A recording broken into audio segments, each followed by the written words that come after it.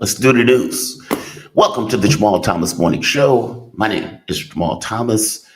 I am the host of this humble, esteemed broadcast, and I am glad that all of you could join me on this broadcast. We have a damn good show for you today, phenomenal show for you today, actually. And I know I say that often, and there are some days that maybe I'm slightly putting it on, but today, actually, we did a damn good show. We have Laith Marouf. He's going to be on first in the morning. Brian, and I want to make sure I get this name right. I watch this guy periodically, but I don't want to mess his name up. Berletic, Brian Berletic, New Atlas. And what's funny about it is I have videos of his that I have saved as reference material without really knowing who the person was that I was saving as reference material. He hit me up, I think it was this morning, and he said some very kind words about what took place between Scott and I. And I asked him if he was willing to come on this morning because I had a slot at 8 o'clock that was open. He said yes, graciously, and he will be on the show. I am deeply looking forward to that. There are two conversations that I really want to have with him based on articles that he wrote. Weirdly enough, his articles can't be put on Twitter. I don't get that at all. Whatever. The man is fantastic, and his breadth of knowledge and investigation is really good. So I'm deeply looking forward to that. And we have the one, the only magnificent KJ No. He's going to be on at 9:30. As you saw in the headlines, I got something wrong yesterday.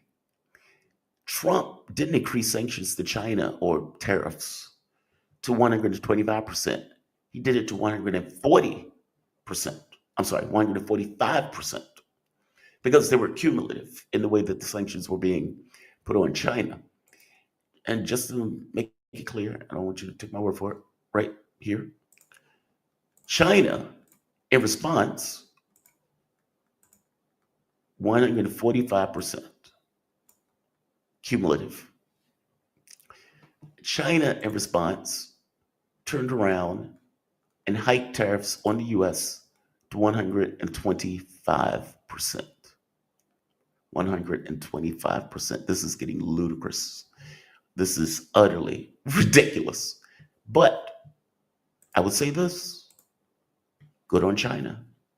Good on China. I would say something else. Tipping points. Tipping points. I would like you to keep that in your mind. Tipping points. And what I mean by tipping points, there are moments in history where there's a turn of a worm.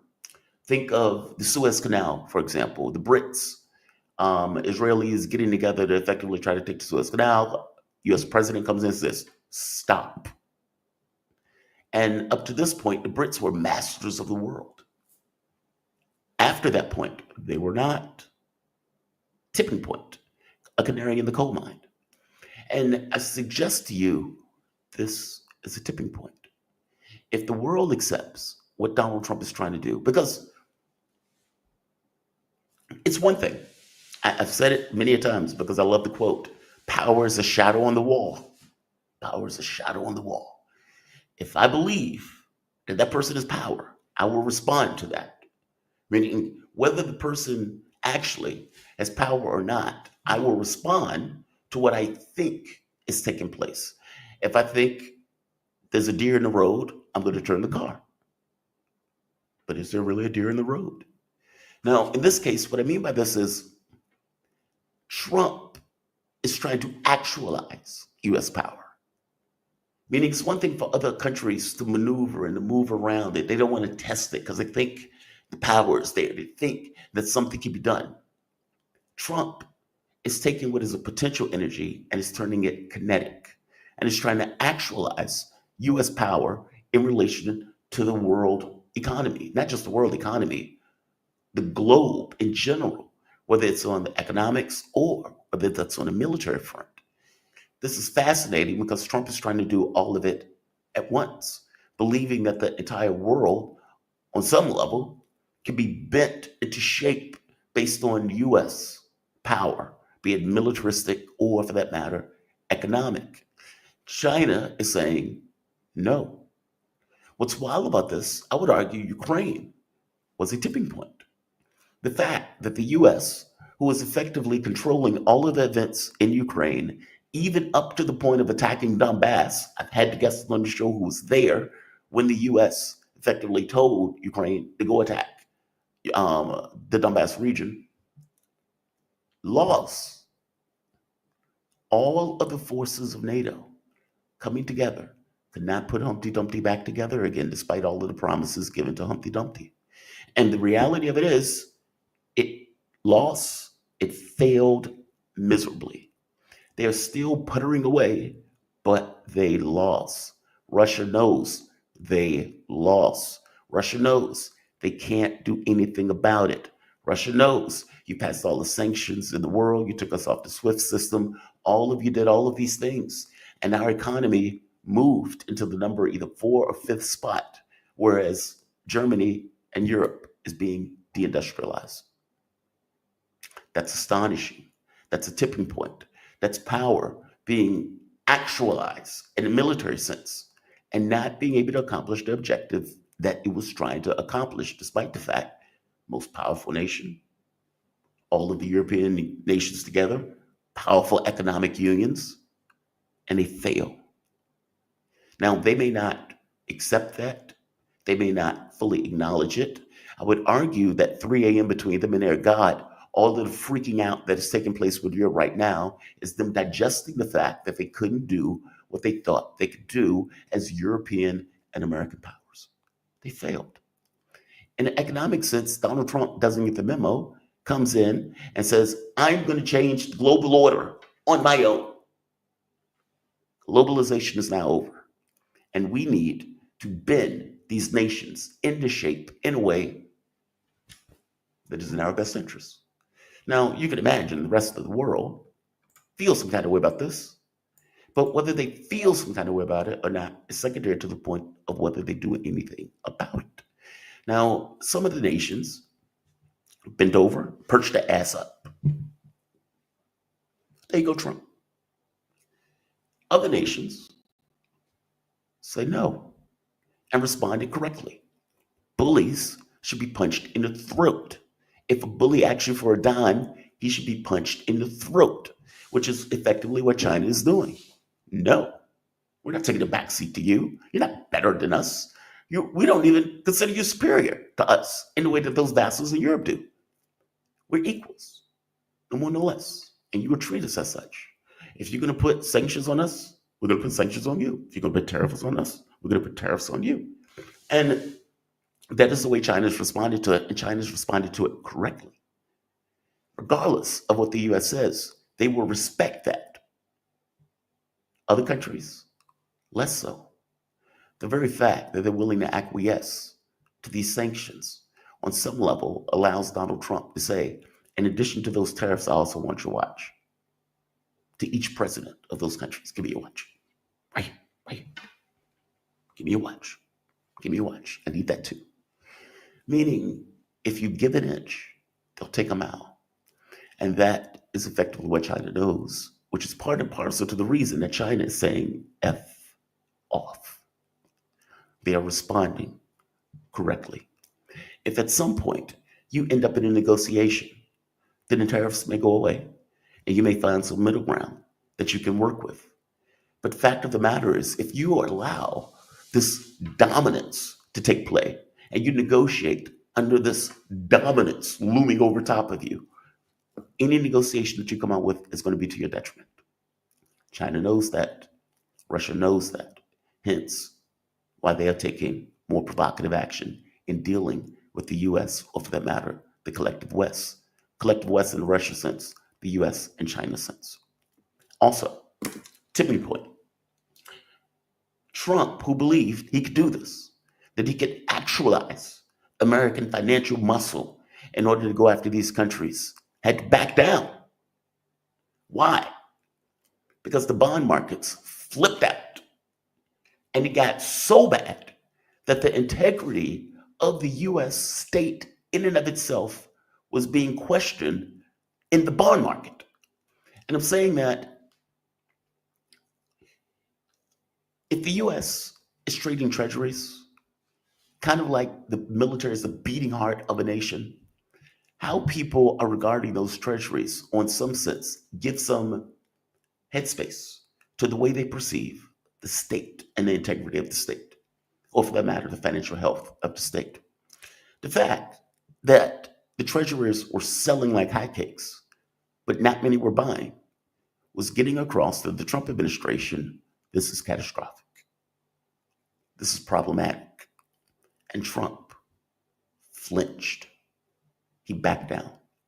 He pulled everything down to 10%. He kept the sanctions or the tariffs on China. He pulled everything else to 10% with a 90-day freeze with the idea, okay, maybe we'll be able to negotiate with these other nations. That should be a cue to the other nations not to negotiate en masse. All of them together should work together to tell Trump, go pound sand. That is a tipping point. You do not have the power economically that you think you have in order to accomplish the objectives that you're trying to accomplish. No. Now, will all of them collectively do that? I don't know. China has apparently decided to go meet with the European Union to have conversations with them. Now, the European Union passed, I think it was like 23 billion in sanctions, but they were delayed. So they don't necessarily go into effect in the way that China does. EU leaders plan a trip to Beijing in July for a summit with Xi Jinping. What do you think they're going to talk about? What do you think they're going to talk about? My point is, all of these are tipping points. Trump is going out on a limb, a stupid limb, but is going out on a limb. If you have the ability to do what you think you have the ability to do and marshal the power and the economic might of the US to punish other countries, to go after other countries, and to force them into a deal that is in your best interest, okay, he's actualizing that power. Just like in Russia or in Ukraine. Can you do it? In Ukraine case, no. In this case, with China, if that answer is no, we've hit a tipping point. I'll make my point. We're living in fascinating times. The interesting part to this is Xi Jinping is like, dude, in fact, Xi Jinping has spoken. Xi Jinping has spoken. So, right here, Xi Jinping has come out and has said the following.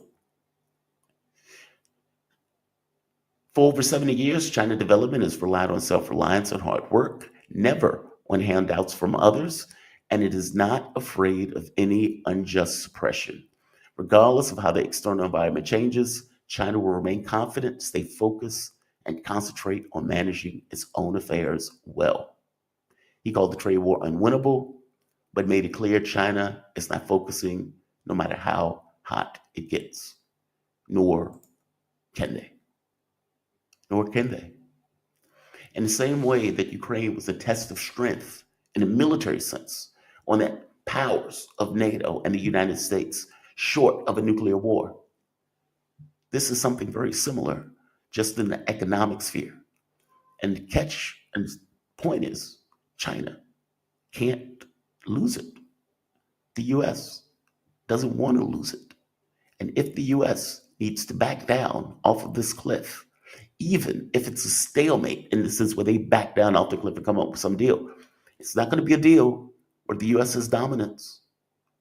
It's going to be a deal that China considers to be equal, if not in its best interests.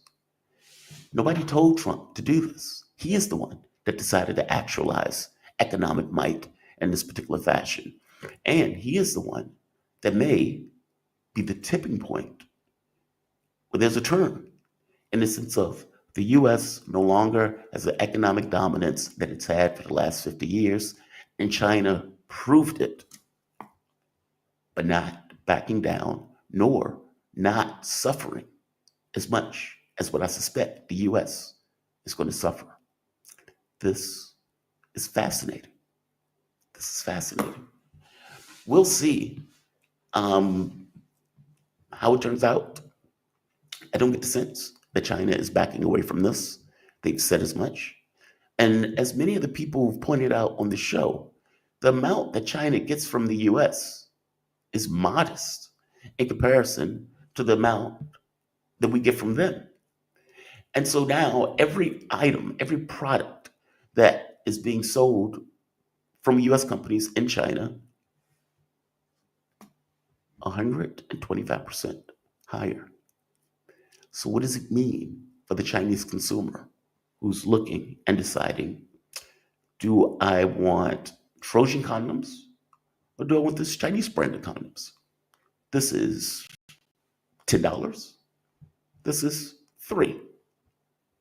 Do I want Coke or do I want the Chinese brand of cola? Do I want these underwear or do I want the Chinese brand underwear? I hope you get my point. Like every product that they buy, be it mechanical, be it scientific, be it whatever, has now a markup on it in comparison to the product that is there, that is made in China. And you could imagine a consumer who's looking at those things will most likely not purchase the American product, which means that American business, whoever that American business is, will suffer as a result. Thanks, Donald Trump. So not only are you putting pressure on the businesses that may be there, many of which are American businesses, by the way, you've also created a tax on the American public. So you are most likely going to have layoffs and businesses shut down, in addition to now having to pay higher prices. Congratulations, Donald Trump. The Trump tax hike. I want to bring in my guest, though. I'm joined with the man himself, always looking cool, Laith Marouf. How you doing, Laith? You doing okay? I'm doing okay, just a little bit sick, but I Oh, slept a lot today, so I took a shower just before this, so I'm feeling better. I'm sorry, man. It's funny. I got my cold medication right here myself too, so I feel you on this. Laith Marouf is an award-winning multimedia producer and media policy law consultant focused on issues of liberation, decolonization from indigenous nations to Arab peoples, and building broadcast capabilities for misrepresented, underrepresented communities of the world. And Laith, Free Palestine TV is where they can find you, correct? Yes, on philippinestein.video. Excellent. The man does good work. Definitely check him out. I need to start here. When I saw this, I thought, I'm very curious on Laith's take on this. This was Donald Trump. He is far more available than Joe Biden. Because Joe Biden had to be to bed at 4 p.m. every day. His wife puts applesauce and tucks him in. Trump, I wish he did eat applesauce and, go to F to sleep, but he doesn't. So this is him and his henchmen, his cronies, talking to the media. Listen to what he says. You know how I feel about the Gaza Strip. I think it's an incredible piece of important real estate, and I think it's something that we would be involved in, but, having a peace force like the United States there, controlling and owning the Gaza Strip would be a good thing.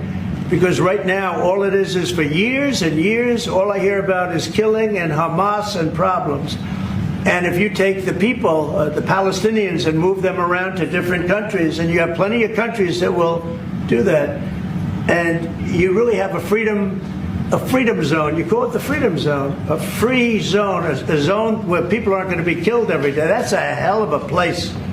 It's what I call it, a great location that nobody wants to live in, because they really don't. And when they have good living, real living, where Hamas and all of the problems they have, the level of death on the Gaza Strip is just incredible. And I've said it. I don't understand why Israel ever gave it up.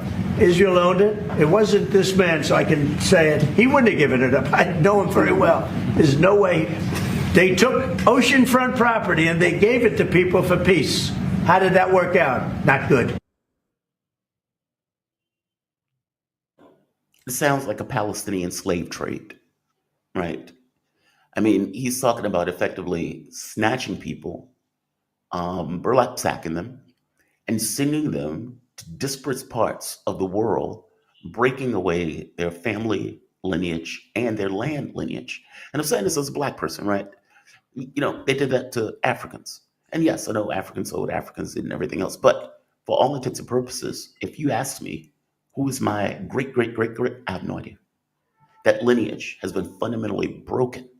And what's funny is if you're in Europe or some of these other countries and they look at you, they don't know what to make of you. And it's like, I'm an American. Oh, you from Africa? I'm from America. Because in their minds, their lineage is intact in a way that ours is not. And it sounds very similar to that. We're going to take people who don't want to go, we're going to send them to all parts of the world.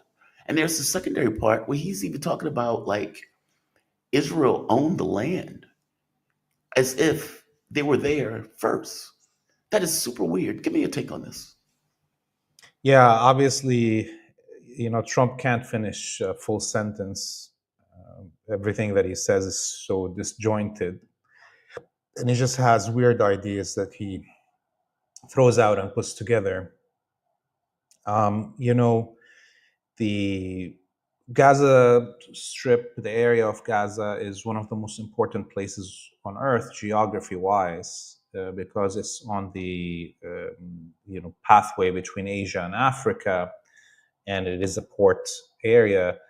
Rafah, the city, existed for over 6,000 years, and now it's gone. For the first time in 6,000 years, there's nothing left in Rafah. It's all been destroyed. So the colonists and the imperialists behind them, they want to take the land and erase its history and start from zero, as if they were the first there.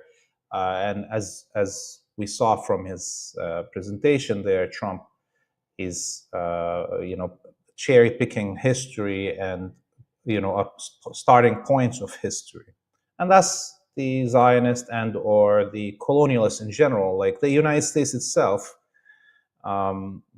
fabricates its own history and erases the history before it. That's how colonialism works.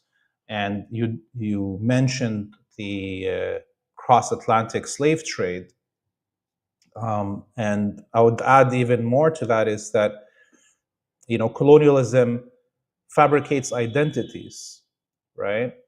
So there is no such thing as a white person. Prior to the colonial furnace in the United States that smeltered all European identities into this new whiteness in the face of the forcefully merged indigenous nations into Red Indian, right? And there's hundreds of indigenous nations that have names and so forth. And then the forced amalgamation of all the African nations that were made into a black person in the United States. So there's no such thing as a white person, there's no such thing as a black person, there's no such thing as a red person, but that's all the product of colonialism. And as we see right now, what we have just seen over the last 80 some odd years is the fabrication of a new identity, this Israeli identity, bringing together all these followers of the Jewish religion from different parts of the world, from Africa, Asia, Latin America, Europe mainly, that have different languages and different cultures and different musics and food and so on, and merging them, smeltering them in the colonial furnace into this identity. So can the colonialists be successful in erasing the Palestinian identity and presence and making this Israeli identity permanent? I don't know. I don't know. We look at the problem of why the Americans were successful in fabricating this whiteness, blackness, redness, is because the indigenous nations were so far away from the rest of the world that they didn't receive any support. And I actually wonder sometimes, I want to go into the archives of the Ottoman Empire and the archives of the Moroccan kingdom to see the exchanges of what did other people think while the genocide of the indigenous people was happening in the Americas. I don't know. You remember Morocco was the first country to acknowledge the existence of the United States. I wonder, can I find in the archives of the Moroccan kingdom messages from the ambassador about the slaughter of indigenous people? We don't know. But point is, right now the Palestinian people have a wider depth, which is the Arabic people. Up until now, we've seen most of the Arab nations being dominated and defeated by the West. But we have even a bigger depth, which is this Muslim depth. And there's geographic continuity between Palestinians, Arabs, and Muslims. So the supply and the resistance will continue. How long can the West maintain fighting this fight as they are fighting the rest of humanity, as we see with the tariffs and wars in Ukraine and other places? I personally think that the end of the Zionism is coming, and it's going to be also the end of white supremacy in general. You're muted. Muted.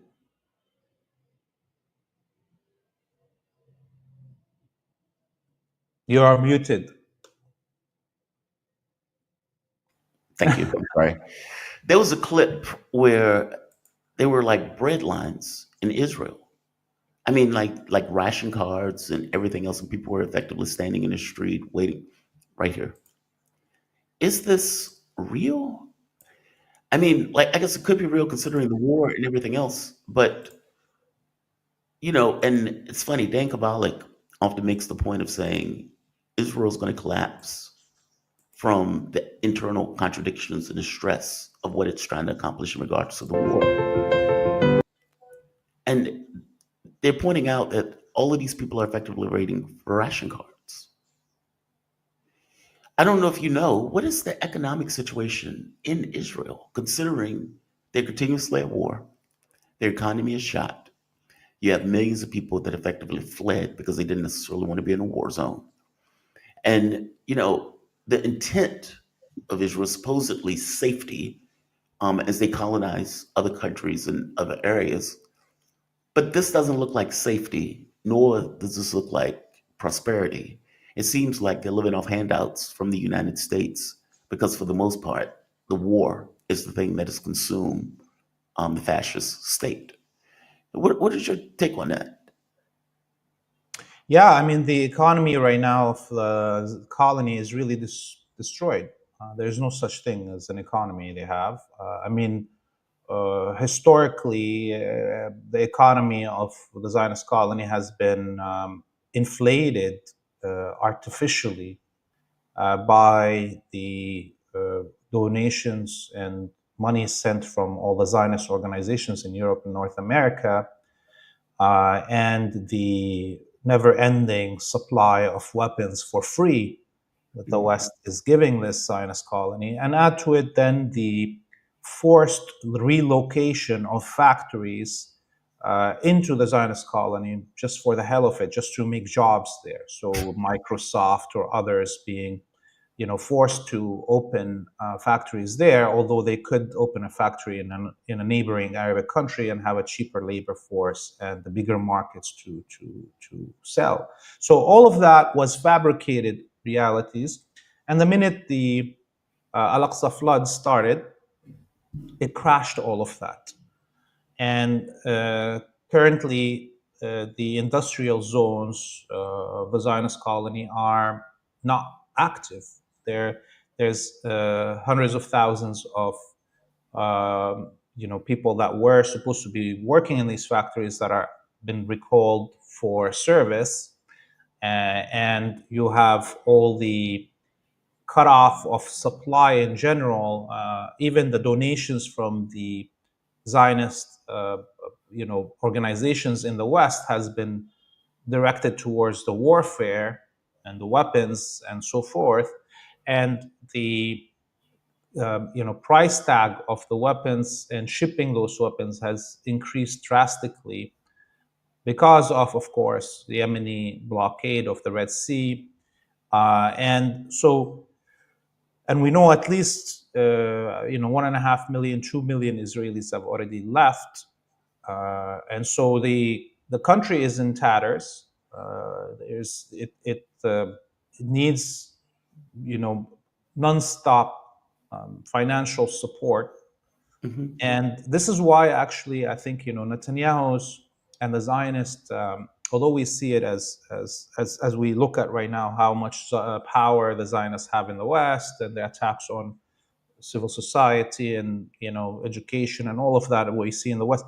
Although it looks like the Zionists are even stronger now in the West, I feel they have less of a negotiation cards in their hand with the imperialist forces. So, it's all an act right now. Yeah. Well, I would tell you that many of the polling, or much of the polling that has come out of the United States, has shown that the perspective of Israel, even among Republicans, is like negative. I think like Republicans are the only ones where it's like 50% or something to that effect. Every other group, it's underwater. And so this pressure that they're effectively applying where it seems strong is being done so because the public and the perception of the public sees them in a particular way as these just monsters. And so you might be right in this, right? In the way that they're taking a more muscular action because they have to take a more muscular action. The soft pressure that might have been there is no longer working, is no longer effective, after which people seeing what they're doing. You may be entirely right. I was talking to my audience about this notion of a tipping point and how when, let's say, a country tries to do something and they're not able to do it, that it shows the world a side of that country basically saying, okay, they failed at what they were trying to accomplish. They are not what we thought that they were, and the power that we thought that they had, they don't necessarily have. Netanyahu came out after his meeting with Trump, and he said something that really caught my attention. And I haven't heard it aired all that much, but I think it's somewhat of a big deal. So I have a take on what I think is going on in regards to Iran. I think any negotiation Iran makes, the ultimate objective is to destroy Iran. But this is Netanyahu. Now, I don't know what he's saying, so I'm not going to play the volume. But what he says in this is that Iran needs to blow up its, let's say, nuclear capability, and they need to use the Libyan model in regards to Iran. That is an interesting phraseology because usually when the Libyan model is discussed, like when they said about North Korea, when it was like, yeah, we're going to use the Gaddafi option or the Libyan model for Gaddafi, for North Korea. North Korea flipped out because what North Korea knows is that Gaddafi gave up his nukes. He was dethroned, sodomized with a machete, with Hillary Clinton cackling. We came, we saw, he died, effectively taking ownership of the fact that they murdered him. Richest country in Africa, effectively turned into fire with them selling black slaves. Iran is negotiating with Trump coming up this weekend. What are your thoughts on these negotiations? And just to make it clear, Iran, just one last point. They came out, the government said, look, we're open for honest conversation. In earnest, with candid vigilance, we are giving diplomacy a genuine chance. The U.S. should value the decision formed despite their prevailing confrontational hoopla. We do not prejudice. We do not prejudge. We do not predict. We intend to assess the other side's intent and resolve this Saturday. We should reflect and respond accordingly. What are your thoughts in regards to these negotiations? Iran said we're not going to negotiate directly, but they said, but we will negotiate indirectly. Personally, I don't see a big difference between those things. Some of the reporting came out and says if the negotiations go well for the first few hours, they may turn direct in regards to the negotiations, considering both teams are going to be there. What are your thoughts? Yeah, I mean, the negotiation teams have just arrived in Oman. So I don't know if they're going to start today, the talks, or tomorrow, but they're already there. Obviously talking about Libya as an option is a stupid thing, for Netanyahu to do. But also, we have to remember that this man is a lunatic, and he's basically telling the Iranians that you're gonna be killed no matter what. Yeah. You Which, hand by them the way, over without is bombing correct. you. Yeah, It's correct. that's basically what he's doing, and it's part of the psychological warfare. There is already around 300,000 American soldiers in the region, through aircraft carrier fighter groups above and beyond all the full bases from Syria to Iraq to everything in between there. And so, are we on the edge of the war? Yes, we could see ourselves in a war any minute. Does Iran want to have a war with the United States? I don't think that Iran wants to have a war with the United States. Iran just wants to be a sovereign country that controls its own internal and foreign affairs, and that's not allowed in an imperialist world. So, can I predict anything? I really can't predict anything because things are moving so fast in terms of Trump's entanglement with so many conflicts around the world right now with everybody. He's having a fight with everybody on the planet. Can he have a war with Iran while he's having an economic war with China and economic war with Mexico and Canada and maybe an invasion of Panama or Greenland? I have no idea. Honestly, we've entered an unpredictable time because of how desperate the imperialists are and the Zionists also under them to hold on to power. I think the Iranians will try their best to at least drag these negotiations until there's the rest of the global map gets more stable. There is no point of negotiating really or signing any deals right now with Trump for anybody, not only for Iran, because he and the American establishment and the Zionists with them are all have lost their mind. They're unable to formulate, and you can't trust anything because they can flip their opinion within 24 hours, as we saw with Trump's tariffs on China. And one day he says something good about Canada, the next day, same thing with Mexico. So it's you're dealing with irrational crazies now, and until they settle, there's no point of signing anything with them. See, I guess my feeling is I wouldn't trust the United States, regardless of the administration. I mean, signs with Obama, the JCPOA, next president comes in, Trump trashes it. Then Trump is like, hey, make a deal with me. And he's saying, make a deal with me while ignoring the fact that Israel was violating the ceasefire that he himself got the entire way through. And the ceasefire was used only as a stalking horse to load Israel with weapons so they can continue a murderous murder campaign of genocide. Same thing with Ukraine. We're going to get a 30-day ceasefire, and Ukraine violates it all the way through. Trump has nothing to say about it.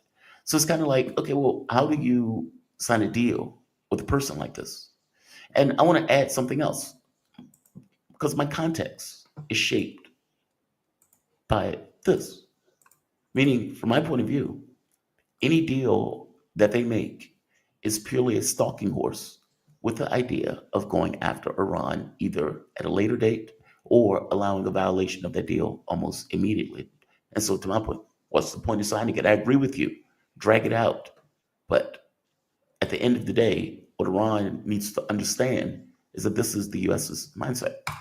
About 10 days after 9/11, I went through the Pentagon and I saw Secretary Rumsfeld, and and Deputy Secretary Wolfowitz. I went downstairs just to say hello to some of the people on the Joint Staff who used to work for me, and one of the generals called me in. He said, "Sir, you got to come in. You got to come in and talk to me a second." I said, "Well, you're too busy." He said, "No."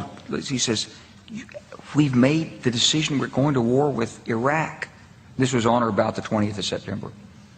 I said, "We're going to war with Iraq. Why?" He said, "I don't know." He said, "I guess they don't know what else to do." So I said, "Well, did they find some information connecting Saddam to Al-Qaeda?" He said, No. He says, "There's nothing new that way. They've just made the decision to go to war with Iraq."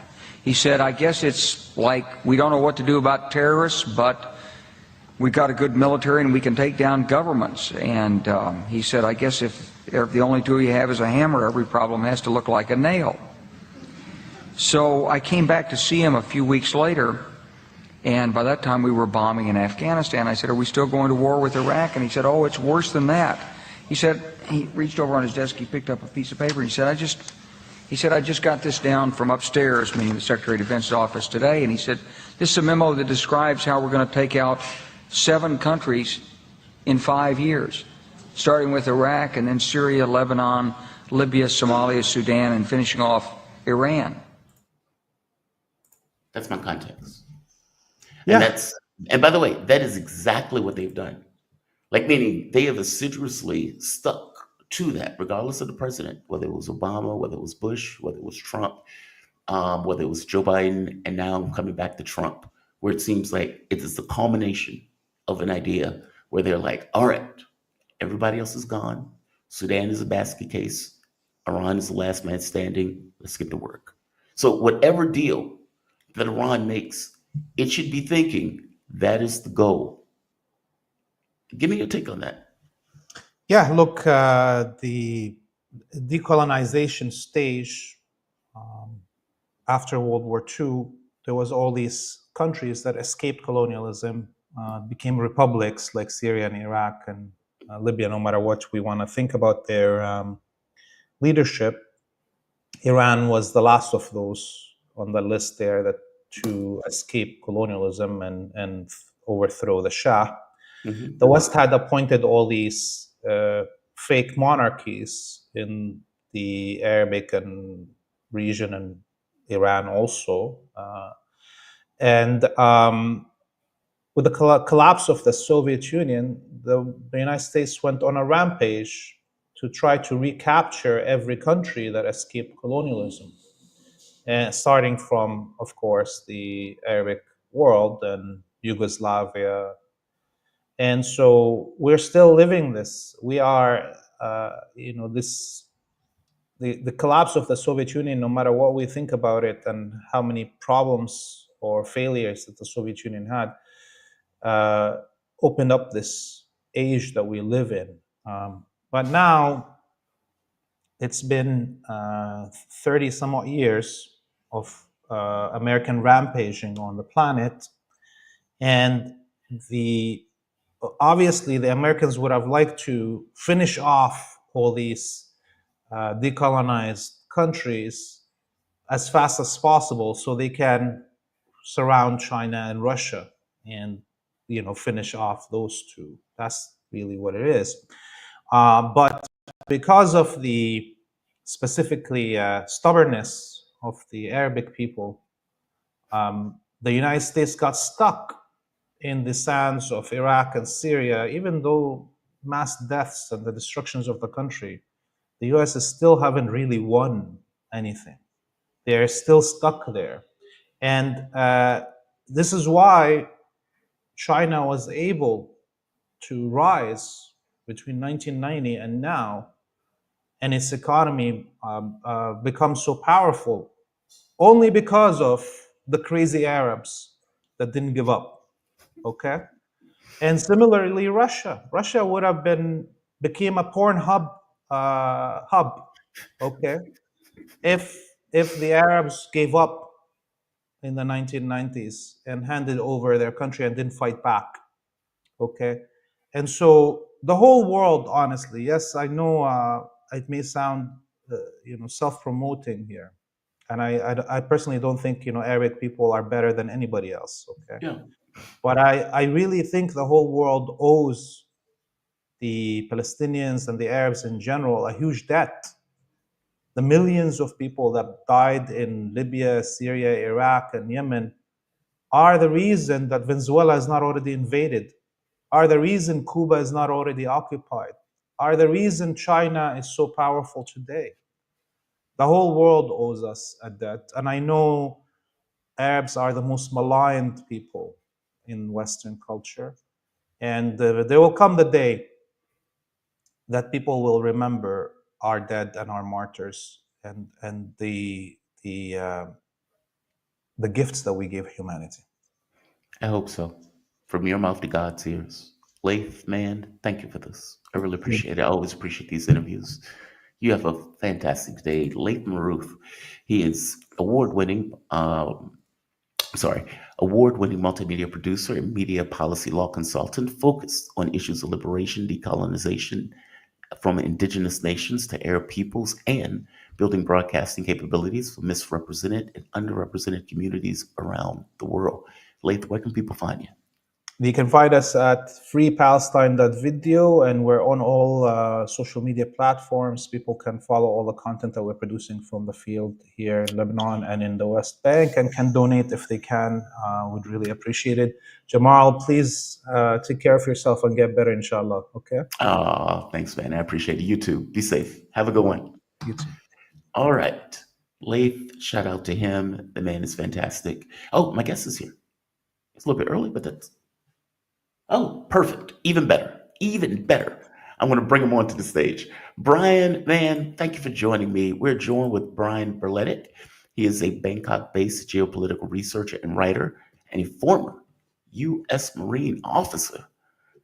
Thank you for your service. How you doing, Brian? You doing okay? I'm doing okay. I wasn't an officer. I was enlisted. There's a it's a little bit of a difference there, but just for the record. But thank you so much for having me on. It's an honor and a pleasure. No, it's an honor and a pleasure to have you. Like I told you earlier, before I knew who you were, I had reference materials from videos that you did because they were that good. And so when you contacted me, I was like, oh, this is very nice. And then I looked up, I was like, I know this guy. This is New Atlas. Thank you for this, man. I really appreciate you joining me. Your outlet, just so everyone would know, it's the New Atlas on YouTube, but you also write for another publication, Neo, which is not allowed on Twitter for some reason. Yeah. It was censored off of everything back when X was Twitter and Meta was Facebook, and I was also censored off of both of those platforms. And I was able to somehow sneak back onto X, but X is still censoring links from it. It's a Moscow-based journal, but I mean it's tiny, and it's so benign, and I don't know what they're so scared. And it's been in State Department security reports and stuff, and I'm just wondering, like, Really? how do they perceive this as a threat? Yes. Look, I will tell you, the tiny outlet that we worked at on a radio station, they got rid of us. Yes. And they literally passed sanctions to get rid of our network. And I remember I was on my way, I think, to Malaysia. I was on vacation. And I'm watching CNN at the airport with a Blinken coming out saying, yeah, we're going after RT Sputnik. These sanctions are going to go into effect immediately. And we believe that they were instrumental in preventing Africa, the global south, from jumping onto the Ukraine war. And I'm sitting there like, wait a minute, I think he's talking about me. It's a weird thing, right? To watch Secretary of State saying stuff that affects you. Usually they're just saying stuff that doesn't affect, it was very bizarre. It was a very bizarre moment. Thank you for coming on. I have a lot that I want to talk to you about. You are the person I want to talk to. There were two of your articles that I want to go through. And I want to start it with this notion that, let me start with this first. Your first article that I was going through is this one, worst case scenario. And you point out that the tariffs that are walling off America from the world may not be arbitrary, that Trump is going through a playbook in the way that he's operating this with the idea of targeting China. Now, I've argued that I think we're at a tipping point. And the reason why I say I think we're at a tipping point is because Donald Trump is trying to actualize what was the potential, which is effectively power. You saw the actualization of military power in the sense of Ukraine, and we lost. All of the West came together, put all of their forces, the US was directing it on the ground, and they lost, which means this articulation of power in a military sense was stopped in a way that was clear and present to the entirety of the world. Okay, so you didn't have the power that you thought you had in the military sense. Trump comes in and tries to flex this economic might. How much might does the United States actually have? Yeah, countries will respond to us if we're picking on them individually. But does the president and does the US really have that much economic might where it can take on and bend the entirety of the world into shape that is in its best interest? Well, China says, kick rocks. So China has increased tariffs on the United States to 125% in response to the tariffs that the United States has put on China. And that is astonishing, because what China is effectively saying is, no, you don't have the power that you think you have in order to shape us in the way that you would shape your European countries. Europe is meeting with China coming up in July, where they are, I would imagine, are going to talk about having to deal with how do we deal with this economic war that Donald Trump wants to wage. So you're getting two very large economies that are that were disparate, might be inching together in order to deal with the fact that the United States is going rogue in regards to these tariffs. I'm fascinated by that. It puts me in the mind of Nasser, where you get the Suez Canal, Brits, the Israelis are trying to take it. The US president comes in and says no. And there's this turn in regards to world affairs where it becomes clear Britain is no longer captain of the ship, that the US is effectively taking power. And I'm saying that war in Ukraine, this trade war, especially if you get to a situation where the United States cannot affect its will, are both tipping points. Give me your take on that. Second, I want to go into the article because I think the article is fascinating and I think you may be onto something. Give me your take on the first one first. Well, I agree. And you, with your previous guest, you showed that clip of General Wesley Clark talking about 7 countries in 5 years. It has been much longer than 5 years. And so this was the United States thinking that they had all of this power, and they thought that that was plausible, that they could actually do that. And they planned for it, and they laid it all out, and they implemented it, and it has taken so much longer. They're actually very far behind schedule. And the further behind schedule they become, the more the world changes and pivots away from the world that existed when they planned all of that. And there has been this fundamental paradigm shift economically, militarily, in terms of the proliferation of technology, all kinds of technology impacting the economy of all nations around the world, but also the balance of military power. And so they're still locked in this post-Cold War mentality. They're not taking note to how the world is changing. They're not looking at how improbable this strategy is. And so what they're doing is they're rushing. They're out of time, and they are rushing to implement this. They want to reassert primacy over the globe. And it doesn't matter if it's Trump or Biden or Harris. These are all client regimes run by Wall Street, and that's who they answer to. And my article was citing one of these think tanks, Heritage Foundation, which put out Project 2025. And you could see the Trump administration going straight down the list, ticking each one off, implementing every single policy mentioned in that document. This has nothing to do with Make America Great Again. Make America Great Again is the smokescreen continuity of agenda is continuing behind. And I'm glad you said that. Let's go into that. That article is fantastic, by the way.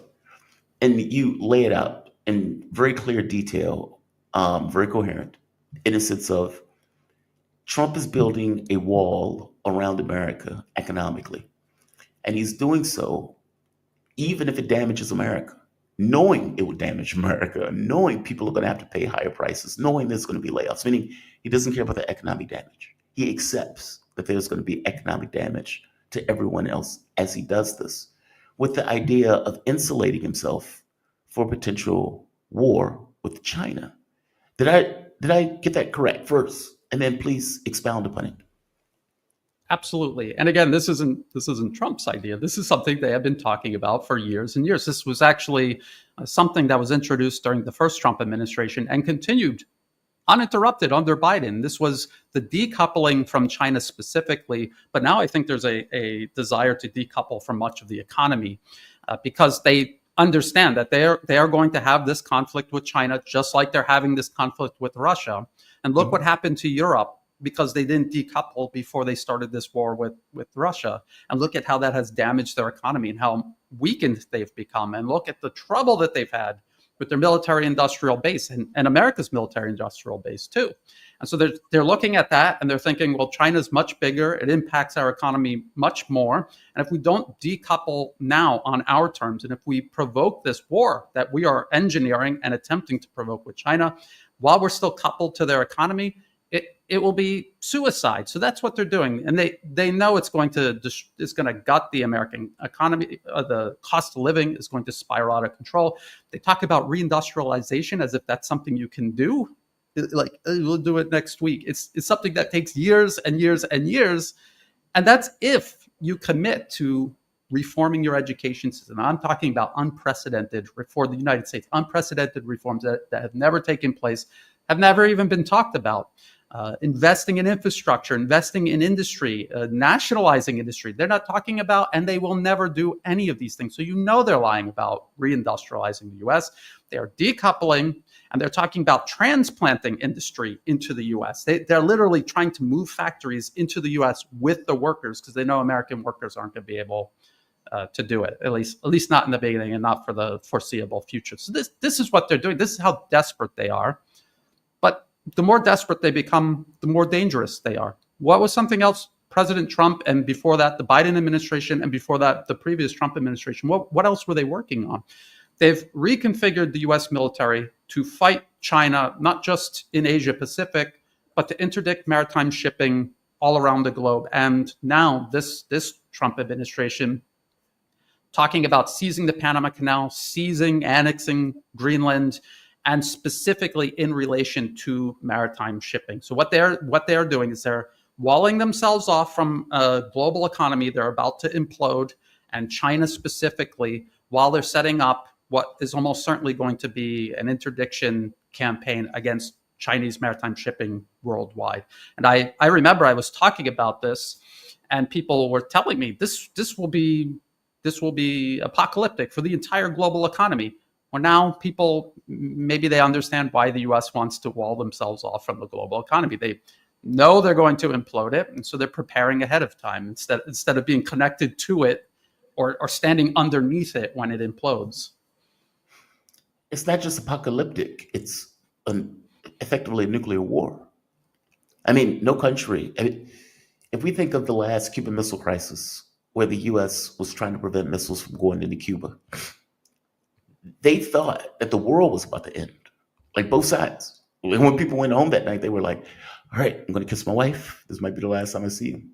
Meaning because it's understood that if you are attacking ships from a foreign country, the foreign country is not going to tolerate you attacking ships from a foreign country. China has a massive military. Nuclear weapons can travel over continents. How do they, this is so desperate. And not just desperate, it's delusional on some level. I mean, even on the economic side, how do they really think that they are going to get into a war when China has the industrial capacity that it does, and the US is not going to have the industries, the education system needed to support those industries? We are missing things that are necessary to have a war on the scale that they're talking about having. They don't see that. I mean, this seems like they're missing a few Plinko chips. Yeah, well, I mean, this is a reality. China does have a massive and growing military, which is more and more capable of doing many things, but one thing that it's not capable of doing is projecting military power all around the globe. So say the United States did use its Navy at the Panama Canal, at Greenland, at other places, the Red Sea, where they already are right now, attacking Ansar Allah and Yemen. China really doesn't have a way of dealing with that, and so this is what they have laid out in their policy papers. So none of these things are things I'm just imagining or guessing at. They have written entire policy papers over many years, spanning many administrations, and the pieces of the puzzle that are required to implement this policy is done by each and every successive administration. And this is one of the things, a maritime blockade of China, knowing that they don't have a Navy capable of spanning the globe like the U.S. So the U.S. is looking at their strengths, and we can't deny that they have a global spanning military that nobody else has even close to.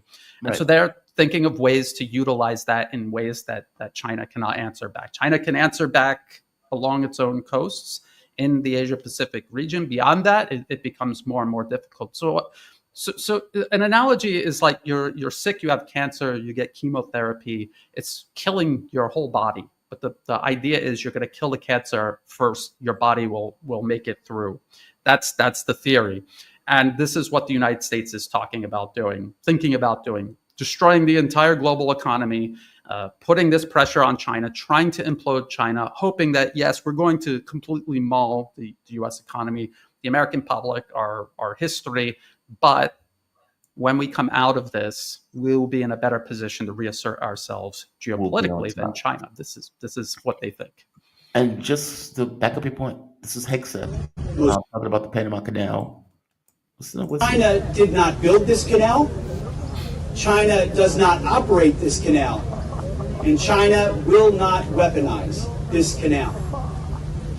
Together with Panama in the lead, we will keep the canal secure and available for all nations through the deterrent power of the strongest, most effective, and most lethal fighting force in the world.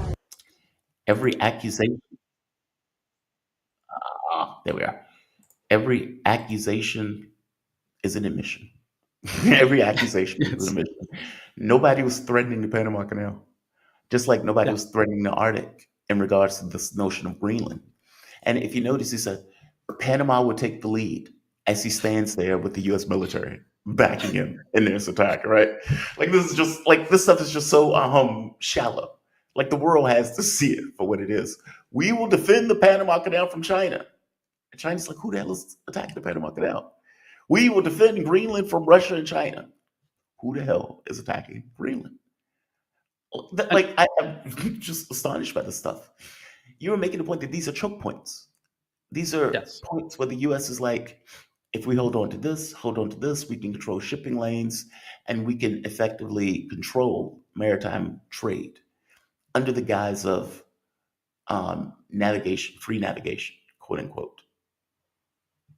Yes, and they're doing the exact same thing in the South China Sea. They say the U.S. Navy is there to protect freedom of navigation, but their own think tanks, the CSIS, for example, which is funded by the U.S. government and the arms industry, they admit that the vast majority of the shipping going through the South China Sea is Chinese exports and other nations exporting to China. So it's China's shipping. So you're protecting Chinese shipping from China's threat to freedom of navigation. It doesn't make any sense. But as you say, they're accusing China of this, but it's them. They are the ones who are planning on disrupting it. That is their strategy, is to disrupt it. They cannot fight China directly. They will try to strangle it economically. That is their strategy, and they're putting all the pieces into place to do it. But they know what China's response is going to be, right?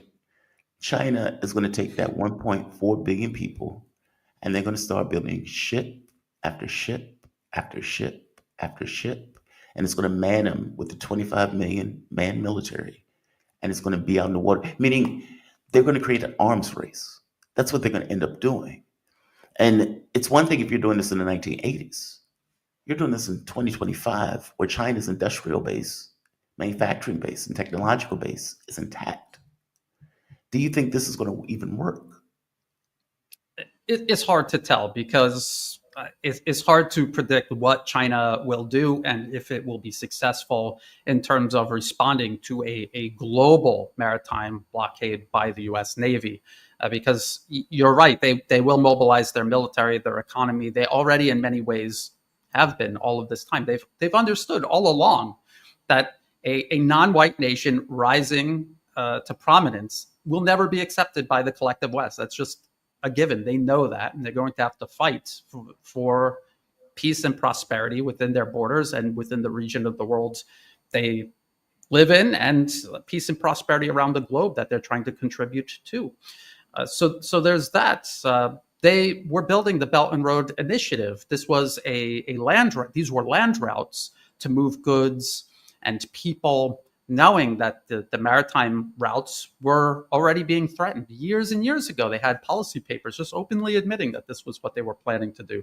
So China built these land routes. The U.S. has reacted to that. A lot of people are saying, we might go to war with China in the near future. The U.S. is already at war with China right now. They are arming proxies, armed militants to attack and kill Chinese engineers working on the Belt and Road Initiative in places like Southwest Pakistan.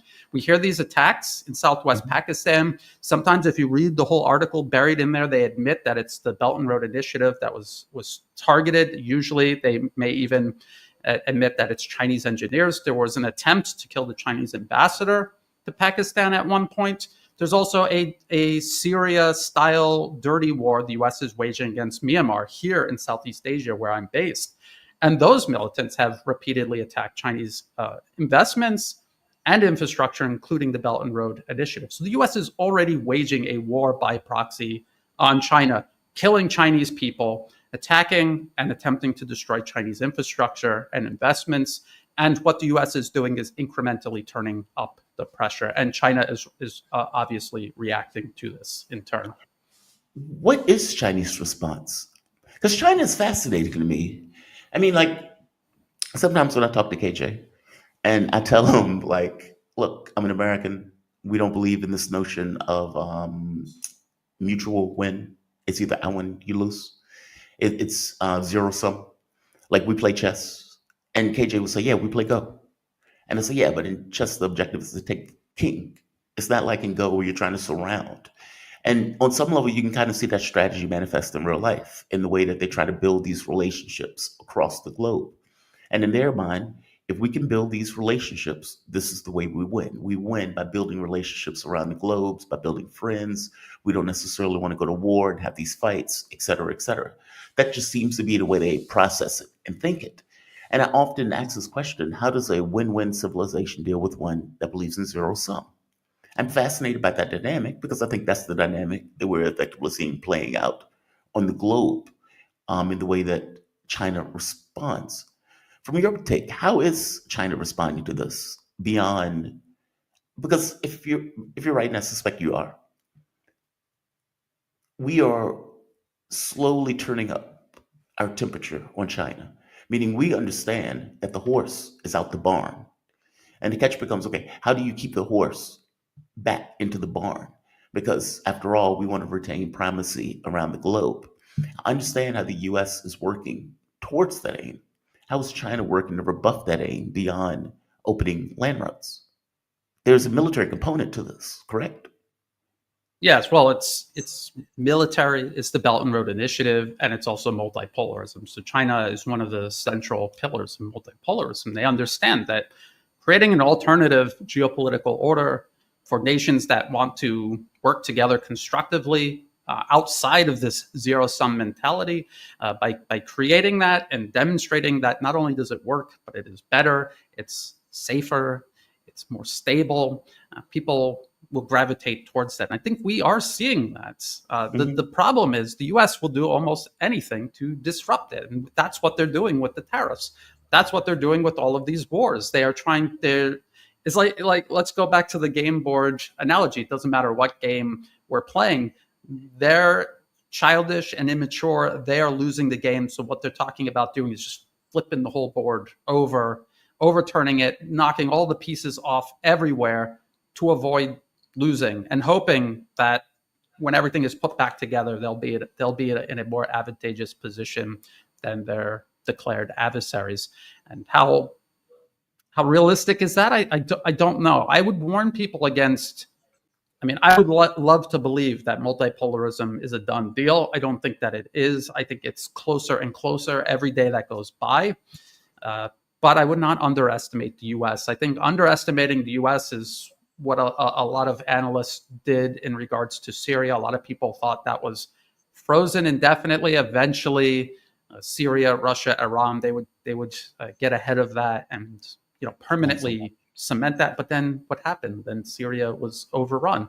So we have to be very careful. The U.S. is desperate. They are willing to do irrational things to move this irrational foreign policy forward. I mean, ultimately, it's totally irrational. You're 4% of the global population, and you want to run the other 96% in this day and age where there's this growing balance of power.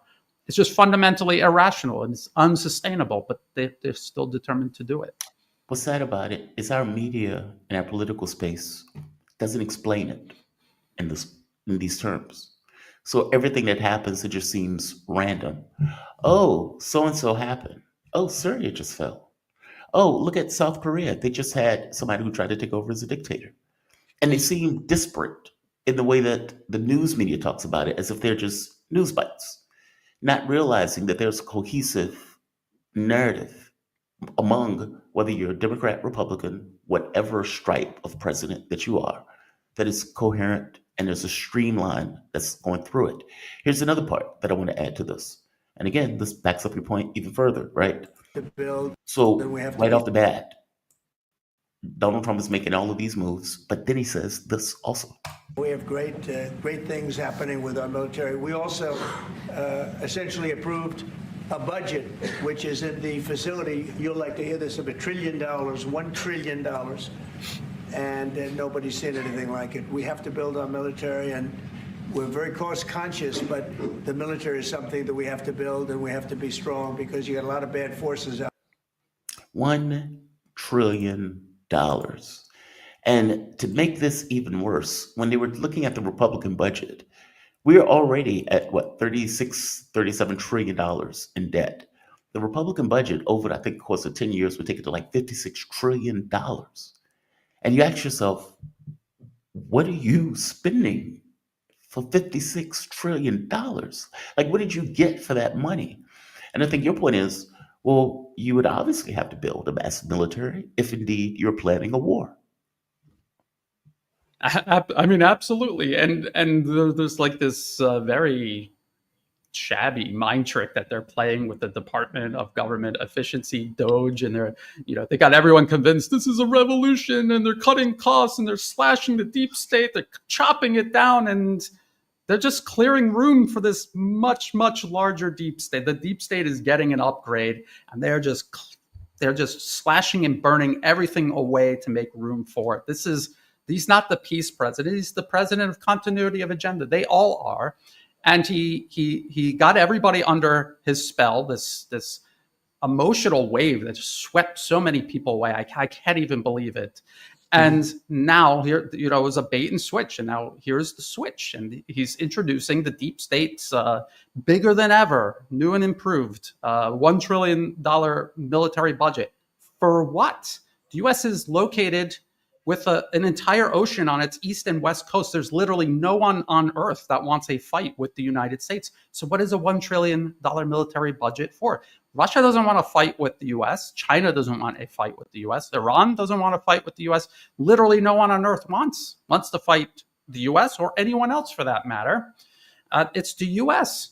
who is antagonizing everyone else. There is this policy of encirclement and containment aimed at Russia, in Eastern Europe and Central Asia, Iran all around its borders, and of course, China. These nations are reacting. They have every right to react to this aggression and antagonism and encirclement and containment. They have no reason to not fight back. They have to fight back. If they don't, that is their existence is at stake. The U.S.'s existence isn't at stake. Only their empire is, which is unwarranted to begin with, should not exist to begin with. Make America great again, investing inward. This is a good idea in theory, Unfortunately, you have nobody who's actually interested in that anywhere in Washington, and surely nowhere on Wall Street. So true. I want to get your take on something else. Trump's envoy, Witkoff, is going to Moscow. He's already in Moscow, actually. I'm fascinated by this because either one or two things is happening. Either Trump has accepted the terms that Russia wants and just hasn't said it, and Witkoff is kind of like ironing out the details, or Witkoff is going with a ridiculous ultimatum about a ceasefire, which is never going to be accepted. I don't know which one it is, right? Because Donald Trump is a goofball. It could be either one. So Axios is reporting that Witkoff is in Moscow. He's having conversations with Putin. And according to Axios, it says Moscow talks are crucial to Trump's efforts to secure a 30-day ceasefire in the war with Russia and Ukraine. Okay, well, the only reason you would want a ceasefire is to reload Ukraine with weapons, give their military time to rest, because they are effectively on the brink of collapse. Russia is about to have an offensive with the notion of finish them off. That is the entire point of that offensive that seems to be gearing up. Russia's pushing on all fronts. They're even in the Sumy region at this point. Kursk is nearly done. And so Trump may be looking at this saying, oh my God, the Ukrainian military is going to collapse. This is now a desperate time frame. And so I need a 30-day ceasefire. Russia has no reason to accept a ceasefire since they're winning and pushing on all fronts, on like a 2,000-kilometer front. They have no reason to do so. They are about to introduce hundreds of thousands of men that will free up hundreds of thousands of men to go for that major push. Ukraine is running out of weapons, they're running out of manpower and materials. What are your thoughts on this? What do you think is taking place here? Because I got to be honest, I'm not quite sure. And many of the people who I bring on to talk to, they would say the same thing. We have no idea what is taking place with this. Well, luckily, I know exactly what's going to happen because Pete Hegseth told us all what was going to happen in February. February 12th, he was in Brussels and he laid out the entire plan. They're going to freeze the conflict. They're going to move European troops in to permanently freeze it, like Syria-style freezing of the conflict. Just to interrupt, Russia is not going to allow that. This is not Syria. Meaning, exactly, yes, didn't have that capability. Putin has already said that's a no-go. Our military is going to keep going. You can't do anything about it. Exactly, but say Witkoff is going to Moscow and he will just offer Russia everything with it in mind that they're going to complete the second the ceasefire starts. Those European troops are going to come in, and they've already played this professional wrestling reality TV drama where the U.S. hates Europe and Europe hates the U.S. This is the plan because again, Secretary Hegseth laid it out. He said we're going to have a ceasefire. As soon as the ceasefire is in effect, we're going to have European troops go in on the ground, and they're going to that's going to be the freezing of the conflict. And then and then he said, what else did he say in Brussels? He said we're going to all rearm. We're going to expand our military industrial base for what? For what purpose? Why are you expanding your military industrial base unless you intend to continue this at a later date? So, and they're going to double down. And he told them literally double down on supporting Ukraine. So that's the plan. It's Minsk 3 plus a Syria-style freeze of the conflict so that they can win at a later date because right now they're losing, which is exactly what they did in Syria. They were losing, they froze it until conditions changed to an extent where they could win. And that is exactly what they're trying to foist upon Russia right now. What that means, though, is that Russia is going to go to the border of Poland. That's what that means. Because, look, I think they think they're too clever, right? They believe they're more clever than the way they think they are. Russia doesn't trust the West. They don't trust Donald Trump, whatever Trump says. And if Putin is not going to get what he actually wants, he's going to keep going. They're just going to keep going inexorably to the West. If Donald Trump wants to have a nuclear war over it, okay. But from the Russian point of view, we don't trust you. I mean, we're not accepting anything that you offer short of exactly the things that we want, and we want it in the context of an international agreement and deal. Otherwise, we keep going. If Yes, and if it's those two items, that is terrifying. Because what that means, and the reason why I said that's terrifying is that means Trump is out to lunch. That means Witkoff is out to lunch. That means they're not understanding the way that the Russians are perceiving this. The Russians know that the US have been directing all of these events on the ground. And so the party that was directing events is the lead negotiator. Okay, well, that's nonsense on its face. And so from their point of view, you've killed 100,000 to 200,000 Russians. Full stop. We know you did it. We may not say that because we're stuck with the reality of it if we say it. Meaning the moment that we say that, our public is going to be demanding blood. And we don't want to get into a nuclear war. So we will have these negotiations if indeed we can get what we want out of these negotiations. I suspect Trump realizes well, the Russians are dragging it on because the Russians are winning on the battlefield. Okay, that may be true. But they're not accepting anything less than what they want, considering in their mind they won the war. Like, that's terrifying to me because I don't know where that goes at that point. And I'm not so sure how far Russia wants to go or how far they can go, but I do think that they're just dragging this out and they're just pretending to be interested. They want to appear diplomatic. If there was a way to resolve this diplomatically, of course they would love to do that.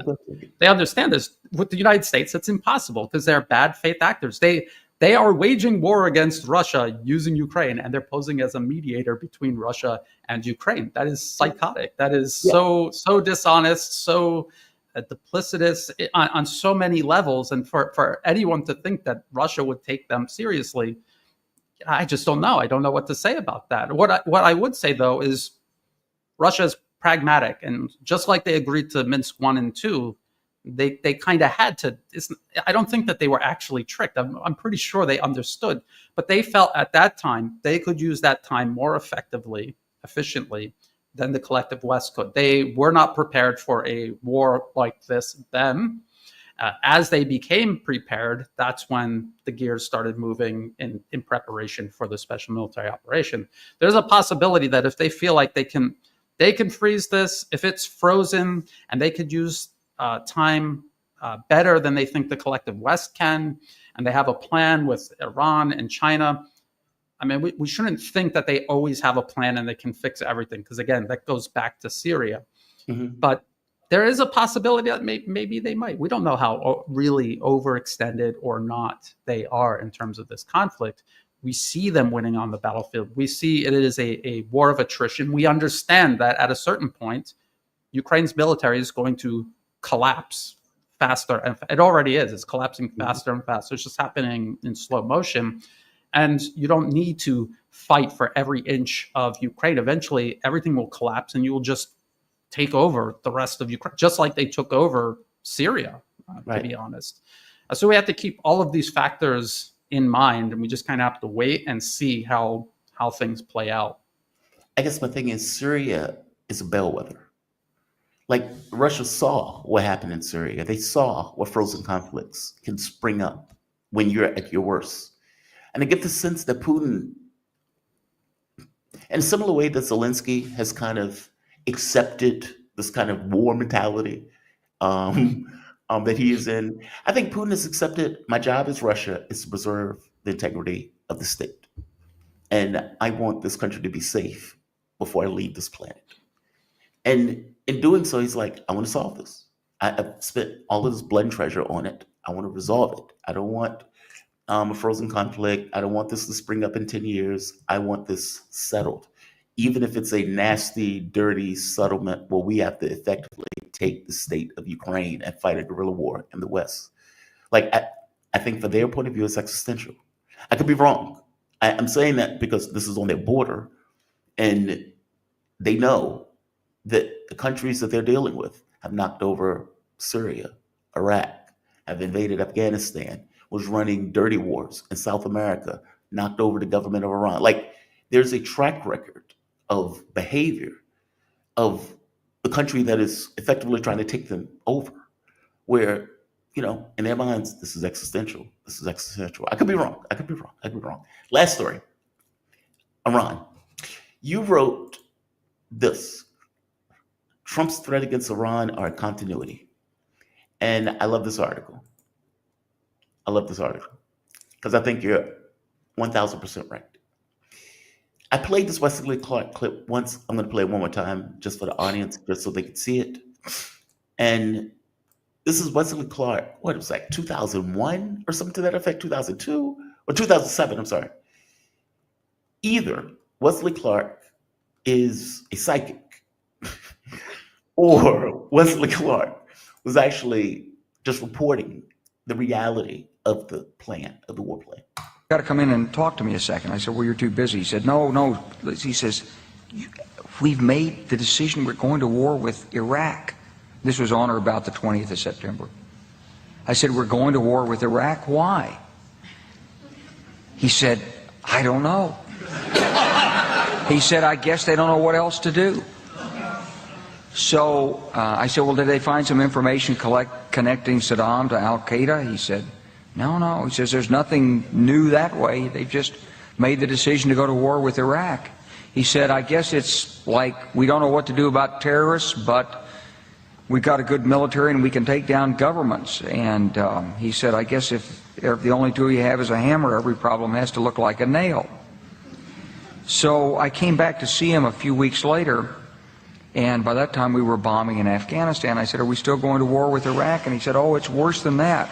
He said, he reached over on his desk, he picked up a piece of paper, and he said, I just got this down from upstairs, meaning the Secretary of Defense's office today, and he said, this is a memo that describes how we're going to take out 7 countries in 5 years, starting with Iraq and then Syria, Lebanon, Libya, Somalia, Sudan, and finishing off Iran.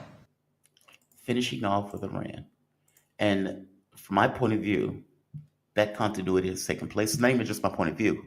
It is literal in regards to the way the world maps have effectively changed, with the U.S. either invading or destroying country after country after country. Even Sudan right now is a basket case.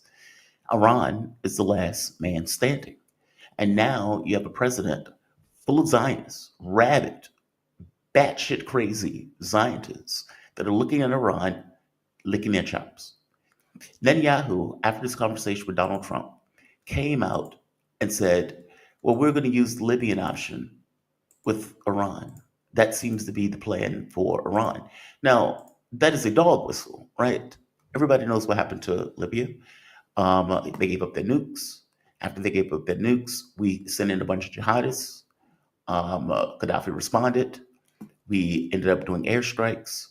This ended up overthrowing Gaddafi. Gaddafi was dragged out, bleeding, bloody, beaten, and sodomized with a machete, with Hillary Clinton thinking it is the most funniest thing in the world. We came, we saw, he died. And he's saying that in the context of Iran. Now, I know some people are hopeful in these negotiations. I am not.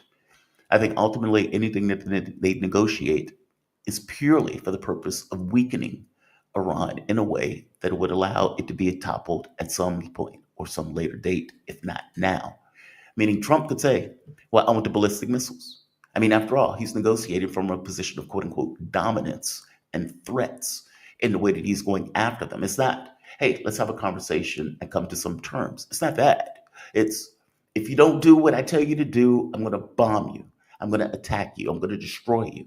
And you have some simps out here talking about, well, there's going to be an unprovoked nuclear war by the United States that's going to decimate a country of 90 million people. And so Iran should just, bend over and take whatever Donald Trump gives.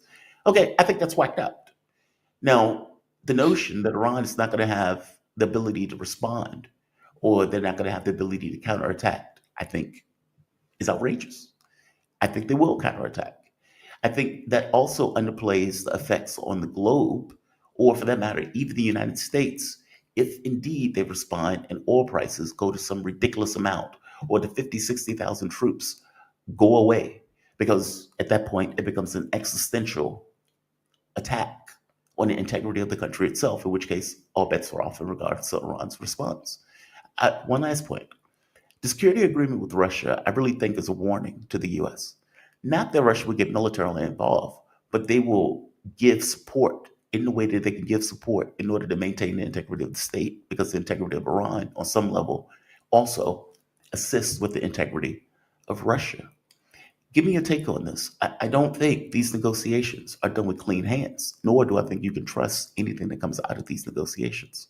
What are your thoughts? Now, exactly. There's nothing that you can negotiate with the U.S. that is worth anything. What Iran would do is use negotiations to buy time and maneuver as conditions on the ground change. It's interesting that the people talking about the U.S. unilaterally carpet bombing Iran with nuclear weapons were the same people that said, well, we dodged a bullet. If Kamala Harris was president, we'd see mushroom clouds. Well, it seems like we're going to see mushroom clouds either way, according to these people. But you were talking before about Russia and how it's existential, and you're absolutely right. It is existential to them.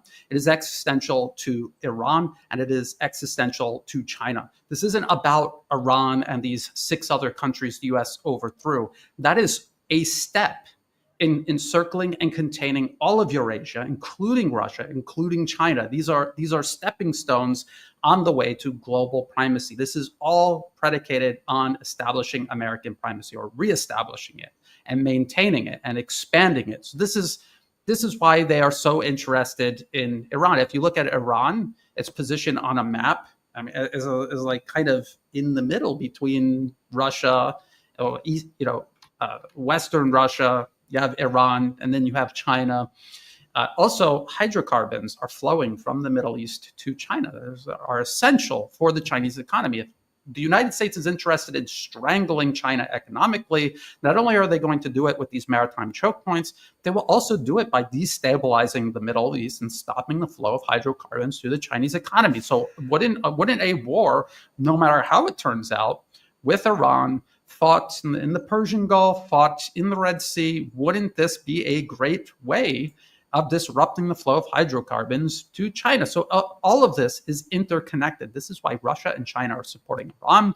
This is why Iran is supporting Russia and China. This is why many other nations in between are increasingly involved in this. Because even though you don't really hear about it, I mentioned Myanmar earlier. I'm here in Thailand. All of these countries are targeted by U.S. interference, attempted regime change, dirty wars, terrorism, either in the past, or the threat is always looming of military force or force by proxy. And so the whole world has been held hostage by Western hegemony for generations. And there is now this opportunity for an alternative, and people are paying into it, and they're working to try to achieve that. And Iran, it's not just Iran. If Iran collapses, if the U.S. is successful in collapsing Iran, it's going to make it easier for the U.S. to do this elsewhere against others. And so I hope the multipolar world understands that. It seems like they do, and they act accordingly. Go ahead. Okay. I was gonna thank you for this, man. I really do appreciate it.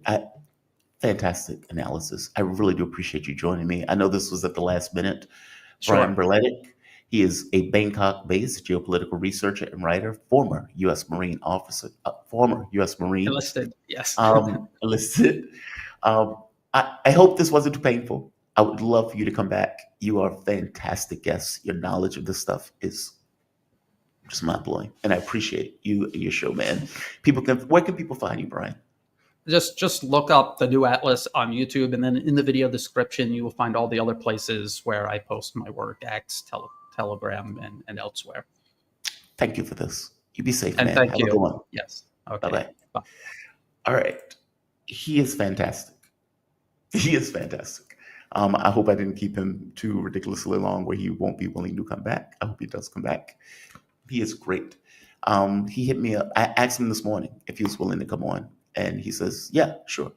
And he, at the last minute, jumped on the stream.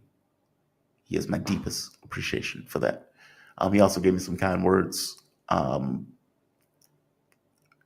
a kerfuffle that took place recently. So shout out to him for that. Thank him for it. Definitely check out his work. His analysis is spot on. I think his analysis is spot on. I want to go to something that is much lighter hearted. Now, KJ is coming on at 9:30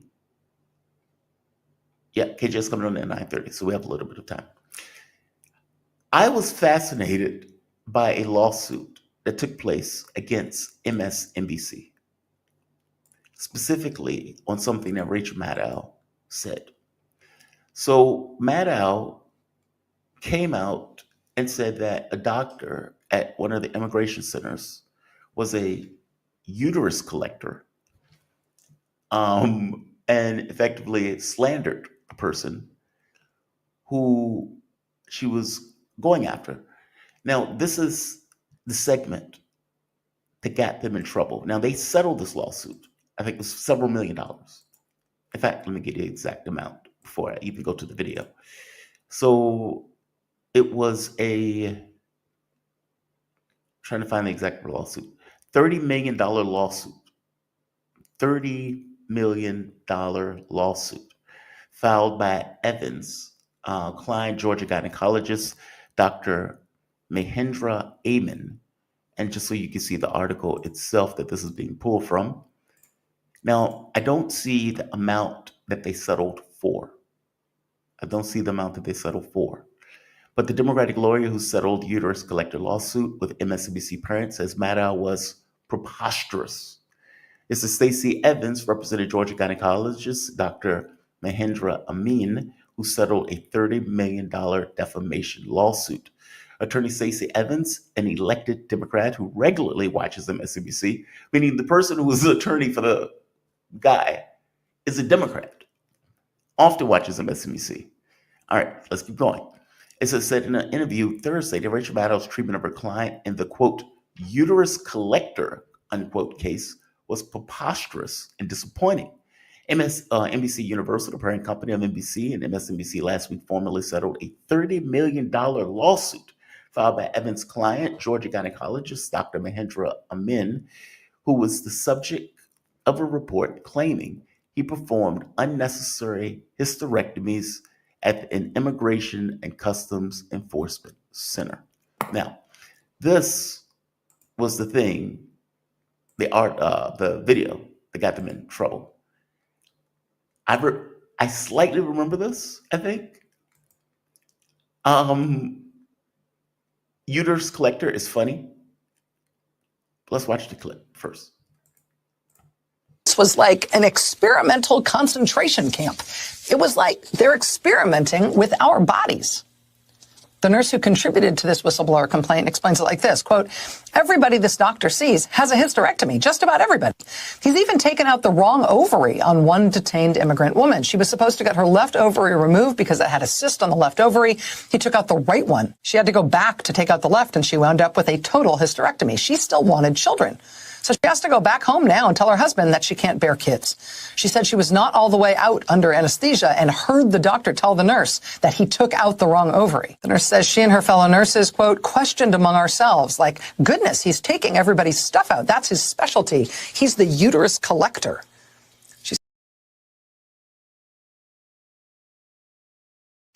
He's the uterus collector. He's the uterus collector. The problem with this is that behind the scenes, when they were in their meeting, she had skepticism on the legitimacy of this story, as they point out in the article, where they weren't necessarily, like, meaning, even though she came out and did this, behind the scenes, when they were having a conversation. So right here, just to show it, I don't want you to think I'm making it up. I like to show what I'm talking about. Right here. Evans, who represented Amin, along with co-counsel Scott Grubman, believes MSNBC's anti-Trump coverage leading up to the 2020 presidential election played a role in the network's conduct and eagerness to tie Amin to Trump's immigration policy. Quote, for example, Rachel Maddow, when in her planning meeting with her team, she's saying, if it is true, we should go with it, but I don't want to assume it's true, Evans said, noting that Maddow was, quote, expressing some doubt, unquote, according to the documents revealed in the discovery. 8 minutes later, according to the sort of TikTok internal minutes that they took, 8 minutes later, she's like, yeah, let's go with it. And it's going to be in the A block, Evans said. So Maddow herself wasn't sure about the story, but Maddow still ran with the story and ran with the story with this idea that Trump is bad, Trump immigration policy is bad, and you have a doctor who's working under this kind of Trump immigration policy that is just taking uteruses just because. Just because. Like that was the thing that he did, was take uteruses. Come to find out, right here, Judge Wood also I'll just read this part. Judge Lisa Goebel Wood, the Southern District of Georgia, previously ruled that a jury could reasonably find actual malice, and the trial was set to begin April 22nd in Waycross, Georgia. In light of the settlement agreement, the court canceled the scheduled trial. Judge Wood also previously ruled that multiple statements were proven false, noting, quote, undisputed evidence has been established that there were no mass hysterectomies or high number of hysterectomies at the facility, and Dr. Amin performed only 2 hysterectomies on female detainees from ICE. The doctor is, quote, not a uterus collector. Rachel Maddow, just to be very clear, did a story calling the man a uterus collector when he only did 2 hysterectomies, according to the court documents. That is amazing. That is amazing. And MSNBC apparently had to pay a lot of money or some settlement for doing so, even though the amount of the settlement is undisclosed. I will tell you that the fact that they had a settlement at all on some level indicates guilt. You got it wrong. And not just got it wrong, you slandered a man in getting it wrong. You effectively said that this man went to work every day looking for uteruses to collect, to take, as if he was taking them home and putting them in a box. Who's next? It looks like she has a uterus. Let's get her. That's amazing. That is amazing. They called the story preposterous. They said it was preposterous. Going from one preposterous thing to another preposterous thing. There are people who are out there simping for Trump. And when I say simping for Trump, what I mean by that is the economy is in tatters. The market is in freefall. Donald Trump took a market that was relatively stable and turned it on its head. This should be clear as day. Trump tried to argue that the cost of eggs were cheaper when the cost of eggs have gone through the roof. And I will tell you that it's not just going to be the cost of eggs. It's going to be pretty much anything else that you buy. Anything else that you buy. As I pointed out before, only 2 to 3% of China's economy is connected with the United States. And because it's only 2 or 3%, China will have a far easier time just giving up the US market. Now, an argument can be made that that's what that's what Trump wants. If you're going back to the conversation that we had with Brian, Trump may want to disconnect the US economy on some level for China, but it's not really disconnecting, and to be honest. It is China disconnecting from us, not necessarily the other way around.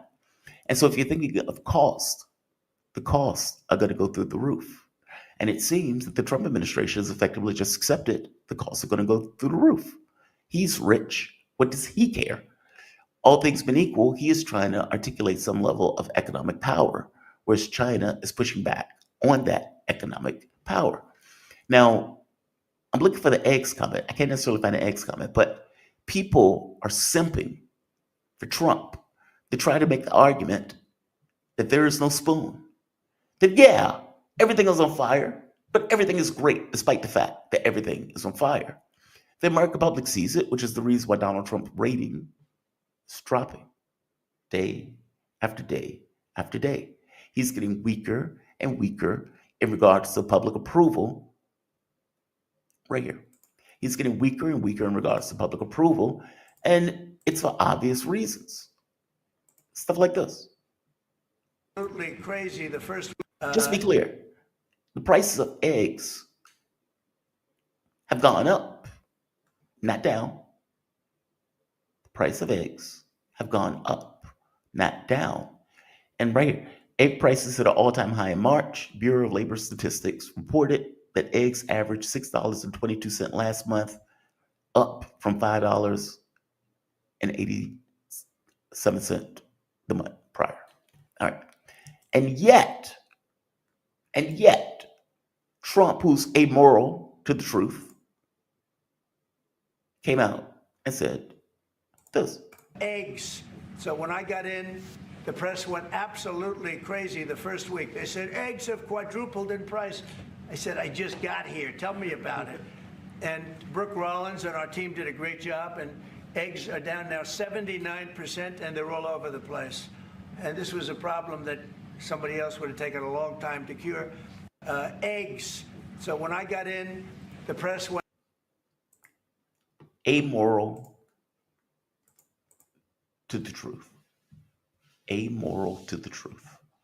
Meaning, it doesn't matter to them.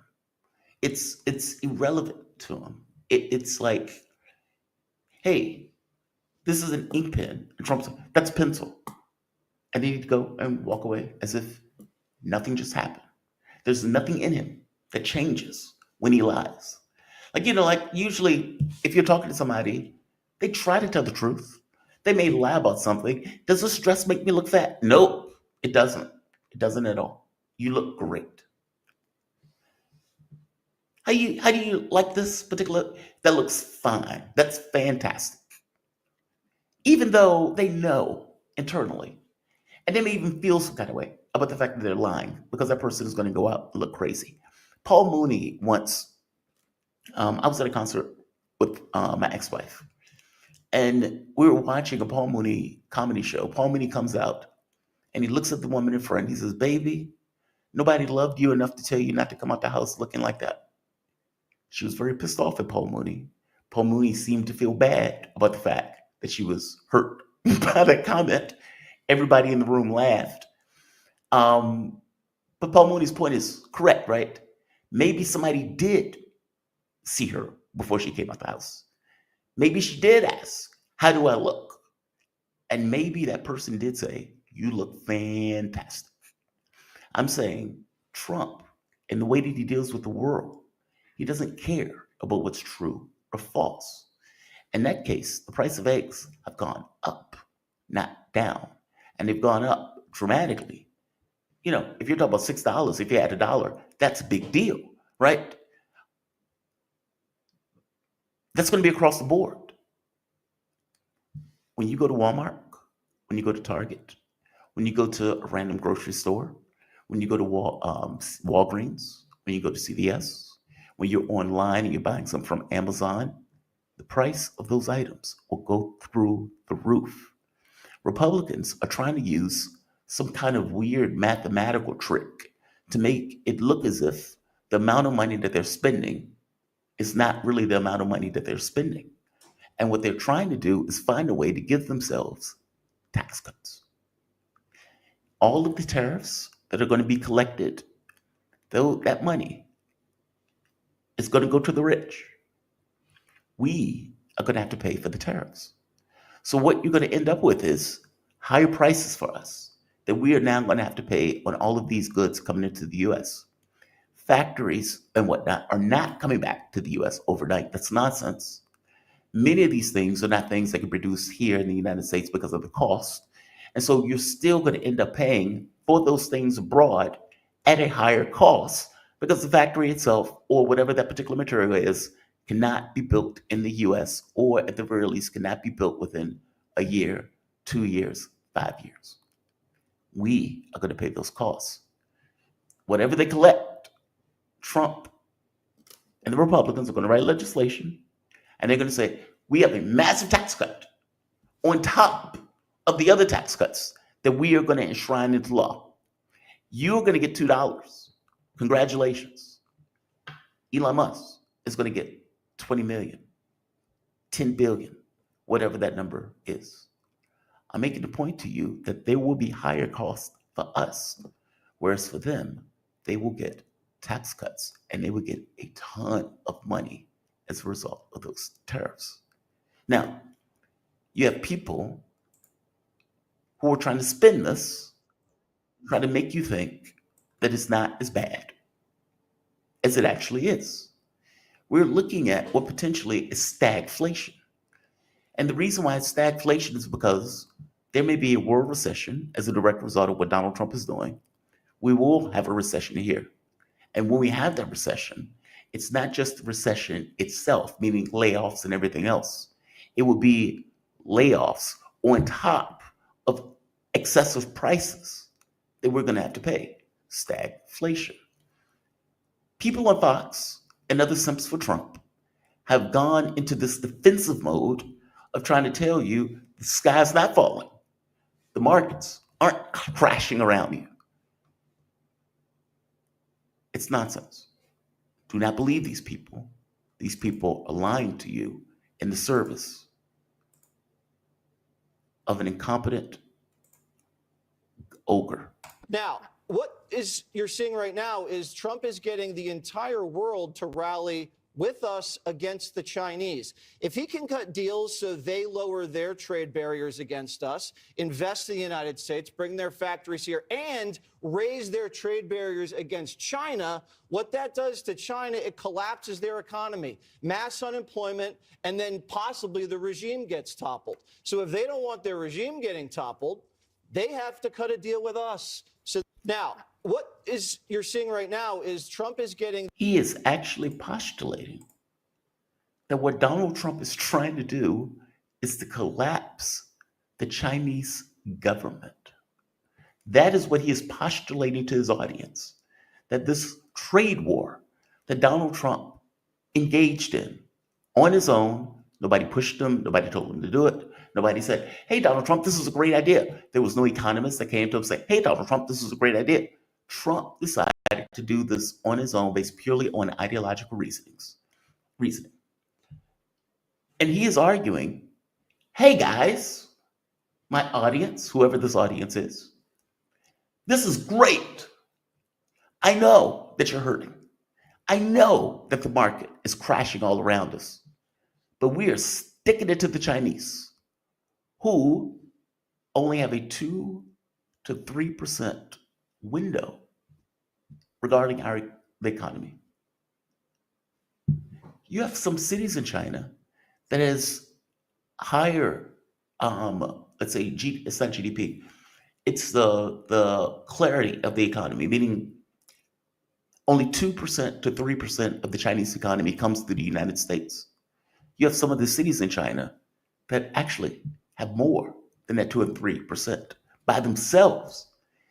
And so he is trying to argue that China is going to be toppled because 2 to 3% of their economy that is in the United States is enough to destroy the Chinese government. That's his argument. And that is a positive, that is a good thing. We should want to overthrow the Chinese government in this way. And so we should be willing to take pain because of it. Now, when the Ukraine war was taking place, like this is why I said both political parties are trash. And they have their own, sacred goats. When the Ukraine war was taking place, Jen Psaki was making a very similar argument, where Jen Psaki said, you got to pay for our values. And what was the way she said it? Values is not without cost, meaning you having something that you believe in, there's often a cost to it. And what does it matter if you believe in something if you're not willing to pay the cost for the thing that you believe in? How hard or how much do you believe it? Like if I don't believe in littering, I think littering is a bad thing. And yet I have a cup with me and I got to carry that cup. Oh, I don't want to carry this cup, but I'm going to carry this cup because I don't believe in littering. If I'm a vegetarian and I'm at a cookout and the steak smells so good, the chicken smells so good, It's on the grill. It has that crisp look to it. How much do I believe in veganism? Meaning, it's the price you're willing to pay that is the test of your values. I agree with her that it is. I just don't know whose values it is. She's acting as if this is a universal value that all of us have, as opposed to something that she and her boss is just willing to accept for the sake of trying to, for one, overthrowing Ukraine, but B, going after Russia. He is effectively making the same argument. Our values. We should want to overthrow the Chinese government. We should want to take the pain of the market collapsing around us, of us losing jobs, of us paying more money in this regard. What he doesn't quite get, though, is the consequences for the United States goes beyond just the pain that the U.S. is taking in those explicit ways. What happens to the dollar? How about that? What happens if the other countries come together and say, we're not doing this, we're not accepting this? And China is working with Europe, or China is working with some of the other South Asian countries, and all of them decide to come together and tell the U.S. to F off. Then what? You are losing your primacy position based on the desperation that you are exuding with all of these movements that you're effectively making. If you thought BRICS was bad, BRICS came together as a direct result of the policies that the United States effectively was going with. If you're going to use the dollar as a weapon, then we need to take that weapon from you. A unilateral dispensation of force will be challenged at some point when other countries, as they don't accept the fact that you have a weapon that you can unilaterally use against them, hence BRICS, hence coming up with a reserve currency or another currency that they can effectively use to go around the weapon that you've effectively established. I'm saying something very similar is happening here. Donald Trump is trying to articulate, turn kinetic, what was a potential energy of the U.S. economy and the might that the U.S. had at its disposal. What happens if it doesn't work? When China turns around and puts 125% sanctions back at the U.S. has never been challenged in this way, economically. It's a country of 1.4 billion people and an industrial might that is astonishing. Whereas we've hollowed out our industries, we've decided to financialize our economy. And so now the U.S. is trying to use this economic might. And China is effectively saying, no, new world. This is not the 1980s. This is not the 1990s. This is not the 2000s. We're in a new world. We played this game with you before the last time that Donald Trump was in. We're not playing this game anymore. Bullies get punched in the throat. That is all we got for bullies. We have lollipops and punches to the throat. We're out of lollipops. We have only punches to the throat. And so if this is the policy that you're going to go with, we have a punch in the throat to give you. This is the way China is looking at it, as they should. This is the way all of the governments should look at it. This is the way the government should work together on this behalf. If you allow a bully to assert this level of economic dominance and you become very submissive, then they can take anything that you got. Give me your shirt and give me your watch. I don't need a watch. I already got a watch. I just want it was just for shits and giggles because I can take it. That is what many of these other countries are going to find out. The deals and the trade relationships that Donald Trump are going to make with them are not going to be fair. How could they be fair? You're doing it from a position of dominance. Give me your lunch money. I don't want to give you my lunch money. You better give me your lunch money. Okay, here's my lunch money. I want $2 tomorrow. I might not have $2. I want $3 because you backtalked me. Meaning you're giving up the goods under threat. And if you're willing to give up the goods under threat, you're willing to give up pretty much anything. Now, I don't know if those countries are going to do that. It does seem like China is trying to create relationships to push back on exactly what Donald Trump is doing. Australia said no. India is apparently thinking about it. I would imagine they're going to go to Southeast Asian countries. I would imagine they're going to go to their BRICS countries. And they're going to try to work together in order to deal with this war that Donald Trump has effectively started. Now, it's one thing if you're bullying an individual country. I have you in the corner. Give me your lunch money. You're 101. The ogre is standing over you, orange and disgusting. You may give up your lunch money. What happens when there's 20 of you? Can the ogre do that? We're going to find out, because that's effectively what Donald Trump is doing. This is fascinating. It's even more so fascinating that the countries are being submissive as opposed to trying to work together in order to deal with it, which seems to be the most natural response. He's doing this to the world. All of you are in the same boat. Why don't all of you in that same boat come together to tell him to F off? But that's not what they're doing. At least that's not what all of them are doing. Oh, it's fascinating. This is fascinating. We are living in interesting times. I swear to God, we are. We are living in interesting times. I'm having a slight pang of guilt. And the reason why I'm having a slight pang of guilt, and it's not guilt, I am hoping that Brian comes back. When we spoke this morning, we didn't come up with any terms in regards to how long he was going to stay. But I definitely wanted to hit both of those stories, and I wanted to hit them fully because his thinking is modeling, or my thinking is modeling, yes, I don't know which one, whichever. Our thinking is very similar on this. You cannot make a deal with the U.S. You can't make a fair deal with the U.S. And if you're Iran and you realize that the person and the team that is working with the United States is your mortal enemy that wants to see you destroyed, and you know they want to see you destroyed with a complete willingness to do so, considering Iraq, Afghanistan, they are now murdering Syrians, they are murdering Arabs left and right, killing women and children indiscriminately. So what do you think they'll do to you? What do you think they'll do to you? Meaning, I wanted to flesh that out. I appreciate his time. I didn't want to go overboard with this time. And I think I might have gone overboard with this time. I legitimately hope he comes back. I genuinely hope he comes back. It's just on my mind now. I want to go to another story, since we have a few minutes before KJ gets here. Trump has been giving a lot of interviews.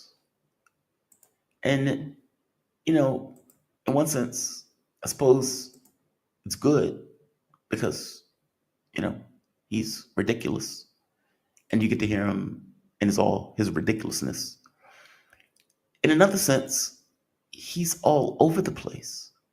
I've often said that Vance is more coherent arbiter of Trump. Like he explains Trump better than Trump could explain Trump. And I think that's true, but we should hear some of the stuff that Donald Trump is saying. For example, Panama Canal. This is Hegseth going further into talking about stealing the Panama Canal when there's no threat to the Panama Canal. That's something you said, we're taking back the canal. China said too much influence. Obama and others let them creep in.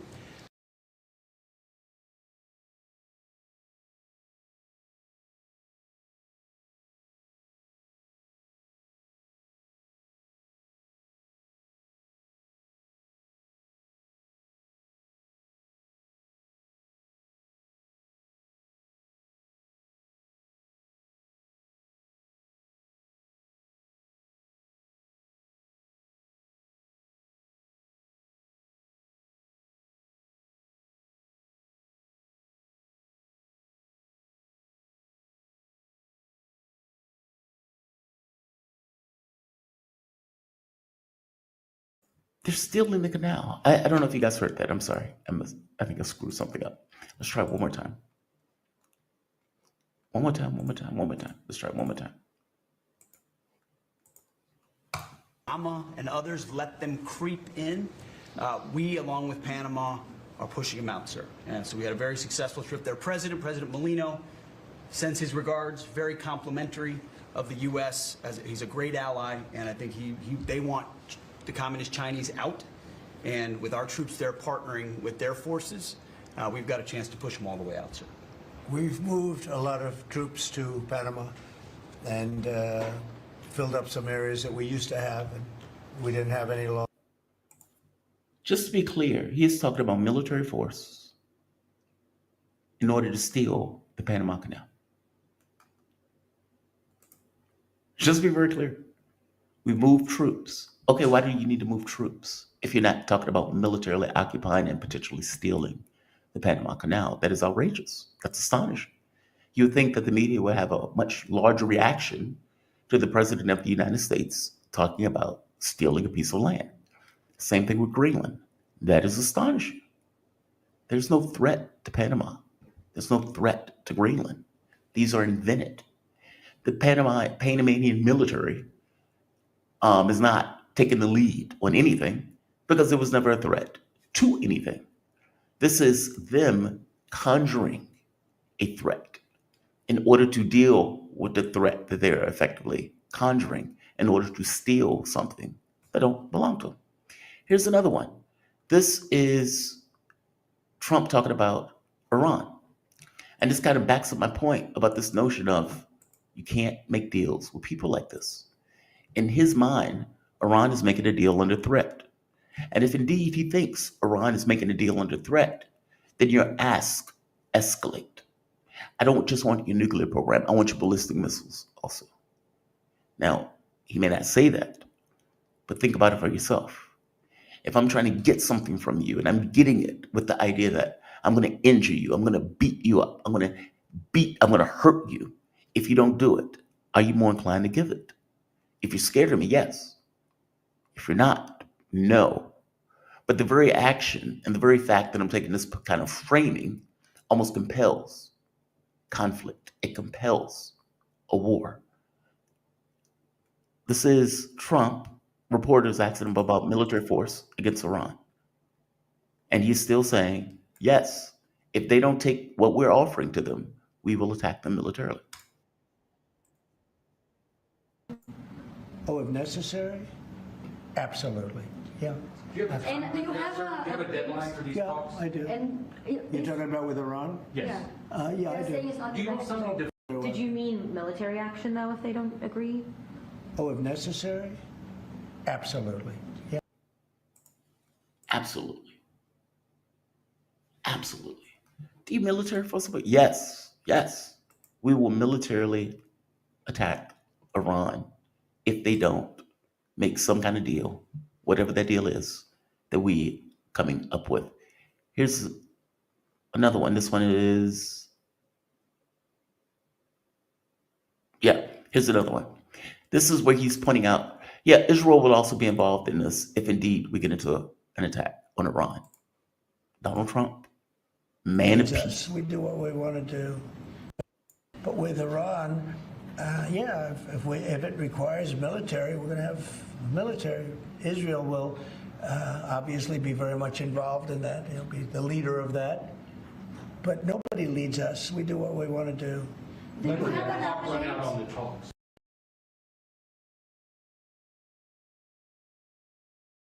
Israel will obviously be involved in that. If we need to do it, that's what we would do. That's amazing. It's casual violence, an unprovoked attack on a country that is no threat to us in the least. That is astonishing. And it's surreal that the media is like, hey, will you attack Iran? Yes, we will militarily attack Iran, but they're not a threat to us. We don't care. We don't care. In the words of some people that you may be aware of, we're America, they're Iran. They don't get to dictate outcomes, even in the context of their own country. Think about that. Sovereignty only exists if we allow it. Full stop. Because we're America. That is a statement that John Bolton could have made. And if John Bolton made that statement, I don't know how many people will be shocked by it, but they should be. We're not under threat. They're tens of thousands of miles away, or whatever that number is. We're not under threat. And yet Donald Trump is effectively arguing we will go after that government if it doesn't accept the deal that we put on the table, whatever that deal is. Now, in the same way that Trump was making a deal with Zelensky, where the deal fundamentally and radically changed, Donald Trump was still talking to the deal as if it was the same deal. And the same way that Donald Trump makes the deal with Hamas before he comes into office and then flagrantly allows Israel to violate that deal all the way through, continuously, over and over again, in the same way Trump made the deal with Russia and that quote unquote ceasefire in regards to oil energy facilities. And Ukraine violated it from day one, and the Trump administration had nothing to say. What deal is Iran really going to make with Trump? Why would they make a deal with somebody this habitual of a liar? And it's not even just Trump. Whether it was Trump, whether it was Kamala Harris, whether it was Joe Biden, whether it was Obama, how could you make a deal with a country like this that believes it's rules-based? We get rid of deals anytime we want to get rid of deals. This argument that, well, Iran has signed the Non-Proliferation Act. Okay, well, for one, they're not in violation of the Non-Proliferation Agreement. There's that. Two, so what? So what? There is no such thing as international law. And why is the U.S. so hopped up over a country that far away that is not a threat to us when Israel itself has nukes? But Israel itself has nukes. I find it to be an outrageous argument. When people are talking to me about this and their focus is on Iran, it's always confusing to me. How is Iran a threat? Iran hasn't invaded anybody. Iran hasn't attacked anybody. They've attacked Israel, but that's because Israel attacked them. They might have been in a war with Iraq because Iraq attacked them. And so when they're having this conversation and they're like, well, Iran should do this and Iran should do that. Wait a minute. How's Iran the threat? The fascist state that is running an open-air ghetto and that has been massacring 100,000 women and children, maybe we should talk about them. The fact that that lunatic government has nukes. That is terrifying. You should never have a fascist government that is racist against a particular group having nukes.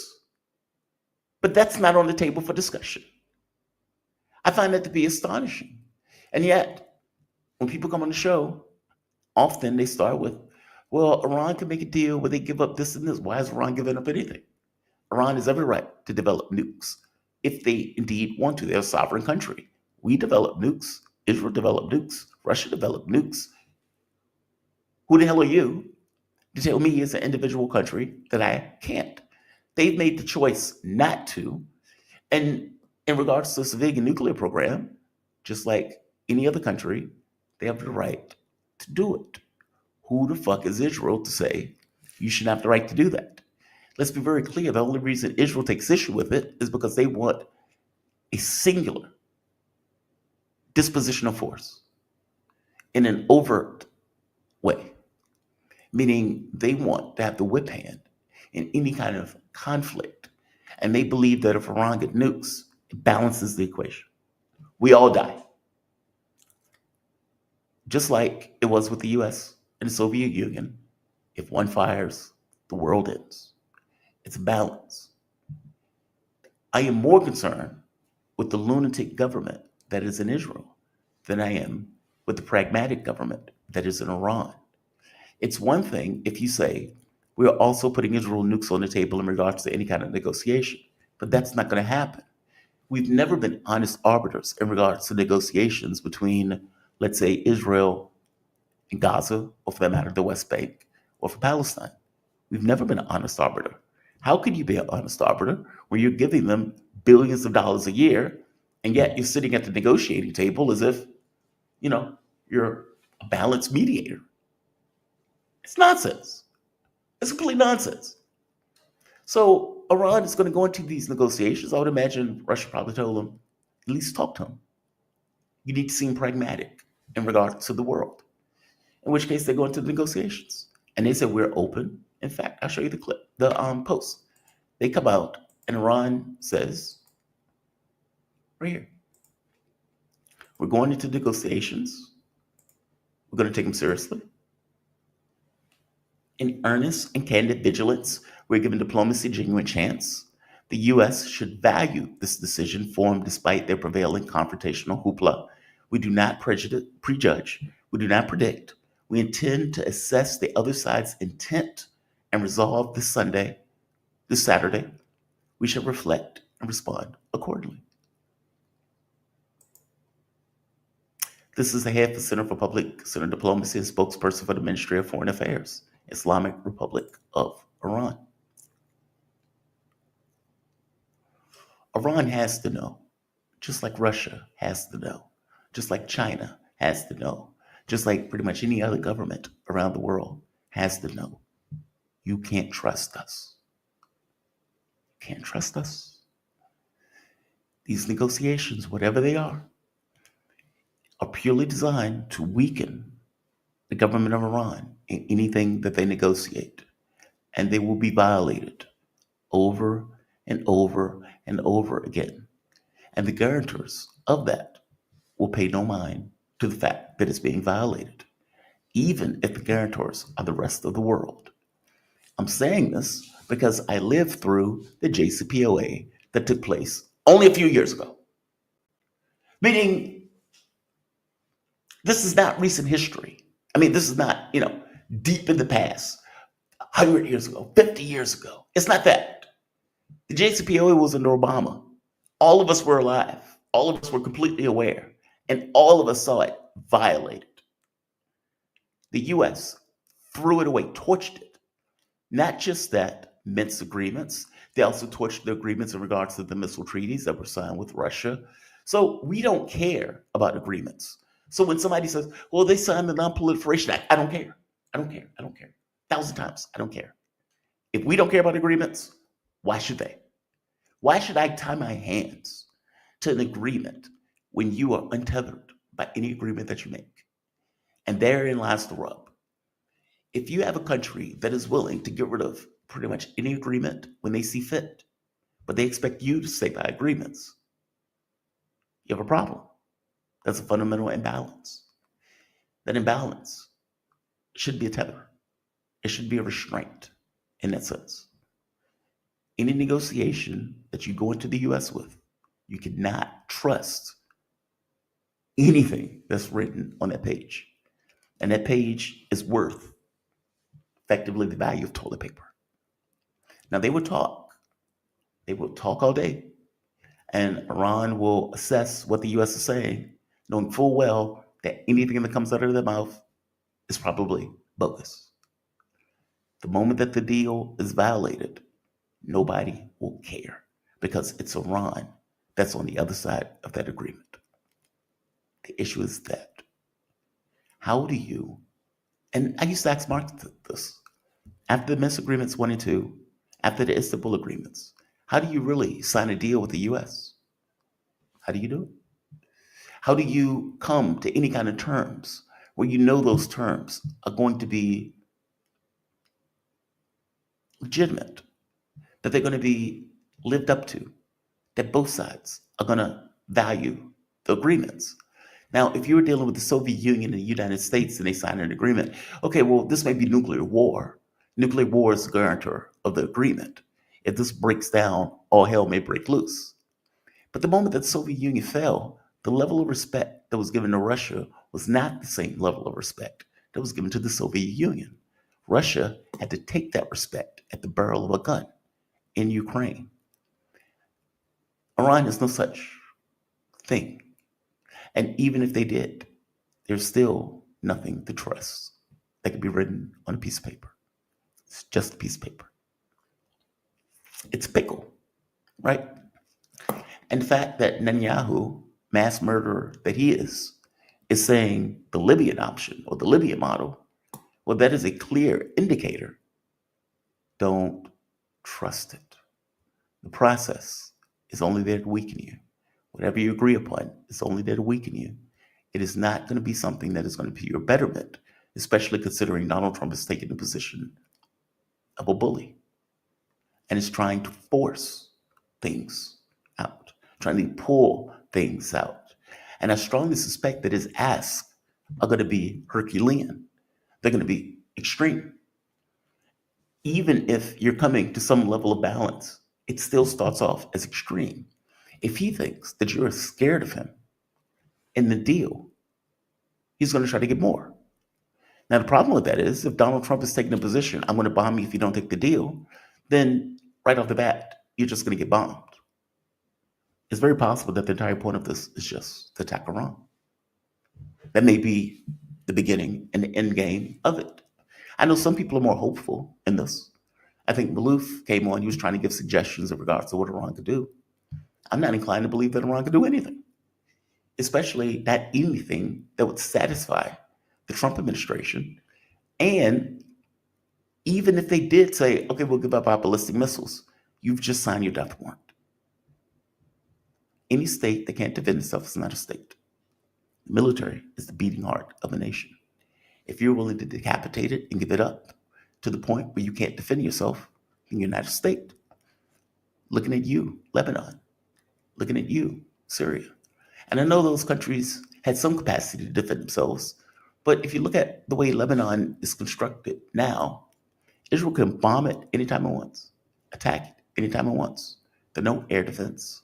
The military doesn't even fire a shot in anger, and it seems that Hezbollah is the only group that is even trying to defend the country. Hezbollah is not a military. It's like a militia group of some sorts. Iran is a proper military. They have missiles.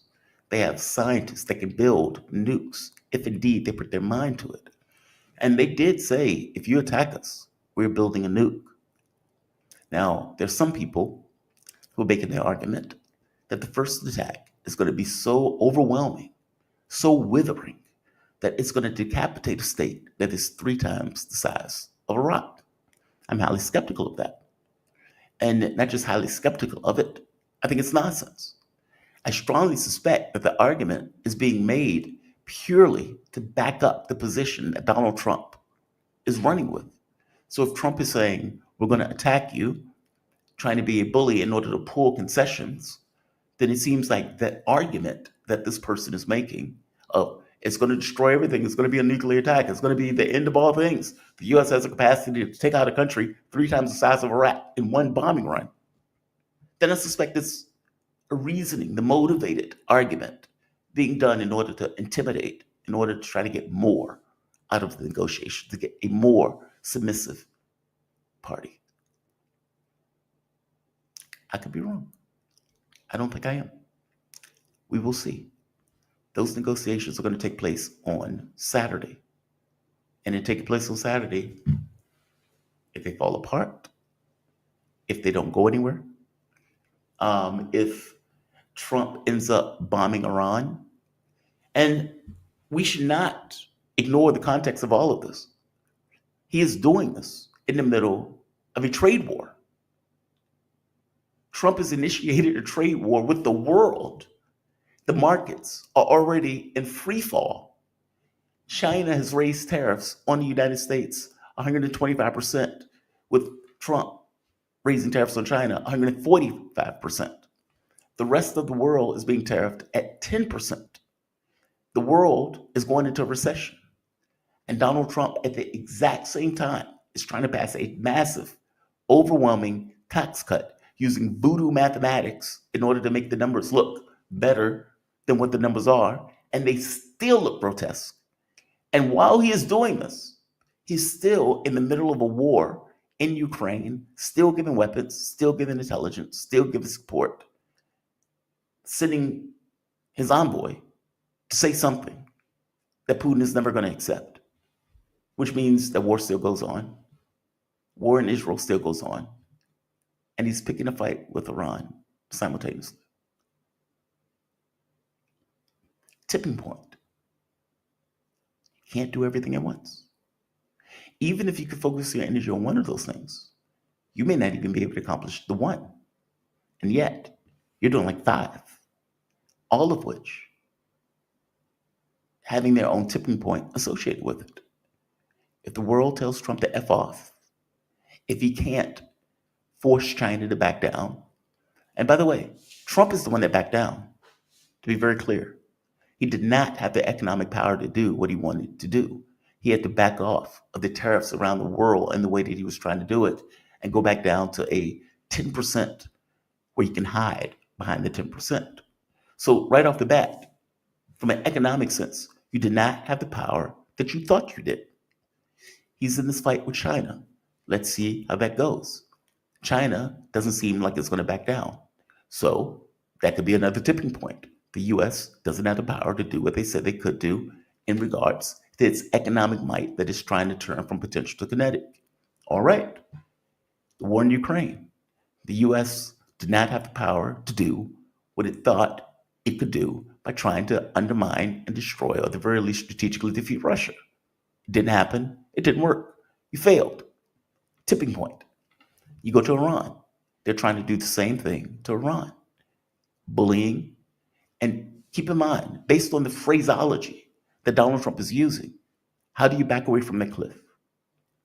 How do you save face after doubling, tripling, quadrupling down on this idea that you're going to attack Iran if Iran doesn't accept whatever deal you come up with and that you have in mind? And you may be saying nuclear reactors to the public when in reality you may be escalating what you want in those talks and in those negotiations, just like he's escalating with Zelensky in regards to trying to turn Ukraine into a colony of America. It's fascinating. It's an interesting time. It's deranged. Trump is a troglodyte. I don't think he's very bright. But I think what Donald Trump is running into, every bit as much as Joe Biden ran into, is reality. This is not the 1980s. These 70, 80-year-old men still believes that America is this city on a hill that has infinite power to do whatever it wants. And it doesn't seem to be accommodating the fact that they're wrong. And that over and over again, reality is showing them that they're wrong. And not just showing them that they're wrong, showing them that they're wrong to brutal consequence. Your public is about to take a massive hit. When they do, you will lose political power because those Republicans will be tossed out on their ass. It's not that Democrats are good or doing anything better. In fact, speaking of that, before KJ comes on, Mike Johnson, these people are grotesque. These people are grotesque. Johnson is talking about putting work requirements on Medicaid. Now, I'm sorry. I feel like I have a scar there. Keep in mind, Medicaid is for people who are sick, injured, ill, old, some of which are in nursing homes. And from Johnson's point of view, those old people and those sick people are living the easy life. Those sick people are living the easy life. And those sick old people need to get their ass out and go to work. That's their thought. And they're saying this while simultaneously giving themselves an ungodly tax cut. Deranged, completely deranged. KJ, I'm coming to you in one moment. This clip is quick. Returning work requirements. So, for example, you don't have it. No one has talked about cutting one benefit in Medicaid to anyone who's duly owed. What we've talked about is returning work requirements. So, for example, you don't have able-bodied young men on a program that's designed for single mothers and the elderly and disabled. They're draining resources from people who are actually do that. So if you clean that up and shore it up, you save a lot of money. Why would you have able-bodied men on a program like that? Why would you have able-bodied men? If you're able-bodied, then you'd be working, right? It's nonsense. It's just like deranged, disgusting, heartless. This is your government. KJ, what's going on, my man? How you doing today? You doing okay? I'm doing well. How about yourself? I'm doing fine. I'm doing okay. I brought you back on, and I appreciate you coming back on. I'm not going to hold you long. I was fascinated and proud of China for this. So Donald Trump apparently has 145% tariffs on China. China comes back, says we're not going to take it, and put 125% tariffs on the US. Xi Jinping came out and made a statement. At least I had it up. Here we are. Xi Jinping said for over 70 years, China's development has relied on self-reliance and hard work, never on handouts from others, and it is not afraid of any unjust suppression. Regardless of how the external environment changes, China will remain confident, stay focused, and concentrate on managing its own affairs. Basically, we're not backing down. I love this. What's going on with this? Give me a take. Well, so let me read you what the State Council Tariff Commission has said. They said the US's imposition of high tariffs on China seriously violates international economic and trade rules. It does. Basic economic laws. It does. I'll explain that in a moment. And common sense. And is a completely unilateral bullying and coercion. And they say essentially, we're not going to put up with it. We are elevating our tariffs to 125%. And then they say, given at that current tariff level, there is no market acceptance for U.S. goods exported to China. And then if the U.S. continues to impose tariffs on Chinese goods, China will ignore it. In other words, they're saying you can't do anything to us. Now, what the U.S. is doing, I don't know if it realizes this, because this entire administration seems to be run by economic flat earthers. They have a flat earth theory of economics. And what I mean by that is that they seem to think, as the neo-mercantilists or the mercantilists think, that national wealth is a function of the balance of payments. It's not. Your national wealth is not a function of the balance of your current account. It is, we measure national wealth by GDP. So to give you the analogy, let's say that I go and buy bread from my baker. I mean, that's a deficit. That's a current account deficit with the baker or the grocer, because they're not buying anything back from me. And the same thing, when I work for my employer, the employer pays me a salary, that's a deficit or a liability for them. And so if you believe that you have to run a current account balance with everybody you interact with, that's a formula for no economic activity. I mean, it's a formula for what is called autarky, but it's not going to work in this modern economic system that we inhabit. So it is complete madness. As I said, it's economic flat earth thinking. But the other thing which is foolish about this is that China is not going to be hurt very much by this. Of course, it will have some impact, but it's going to hurt the United States much, much more than China. Of course, inflation, and then stagflation, and then possibly recession, global recession. But, let's do a little calculation here. If the US imports something that costs $100 from China, $12 of that actually goes to China, and $88 goes to other sources, mostly the United States. And so the cost of that is about 7 times more for the United States than it is for China. If you impose a tariff, the cost and that good is not imported, then the cost or the loss to the United States is 7 times more for the United States than it is for China. In other words, it's like, let's say you're in a fight with somebody and you're trying to bully them, and you've decided that you're going to hit them with the softest part of your body on their hardest part. It's like, I'm going to attack you with my nose on your knee. Okay, who's going to hurt, right? This is what the US is doing right now. China's trade with the United States is worth about 3% of GDP. It's about 600 billion, of which 462 billion last year was exports, or rather US imports from China. And then the trade deficit was about 263 billion.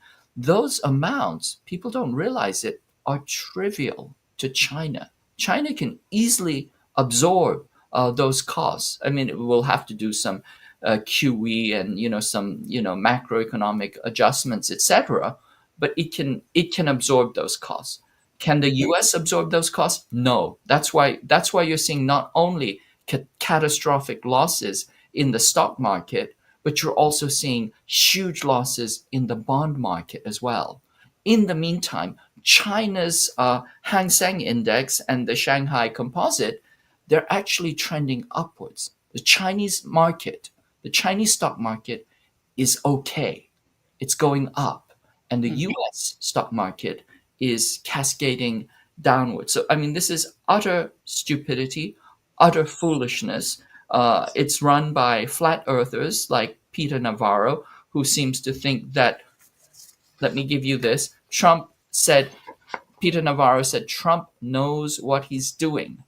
And the goal is to reindustrialize. And, this is the biggest trade deal in history, created by the smartest trade team in history. It's playing out exactly the way we wanted.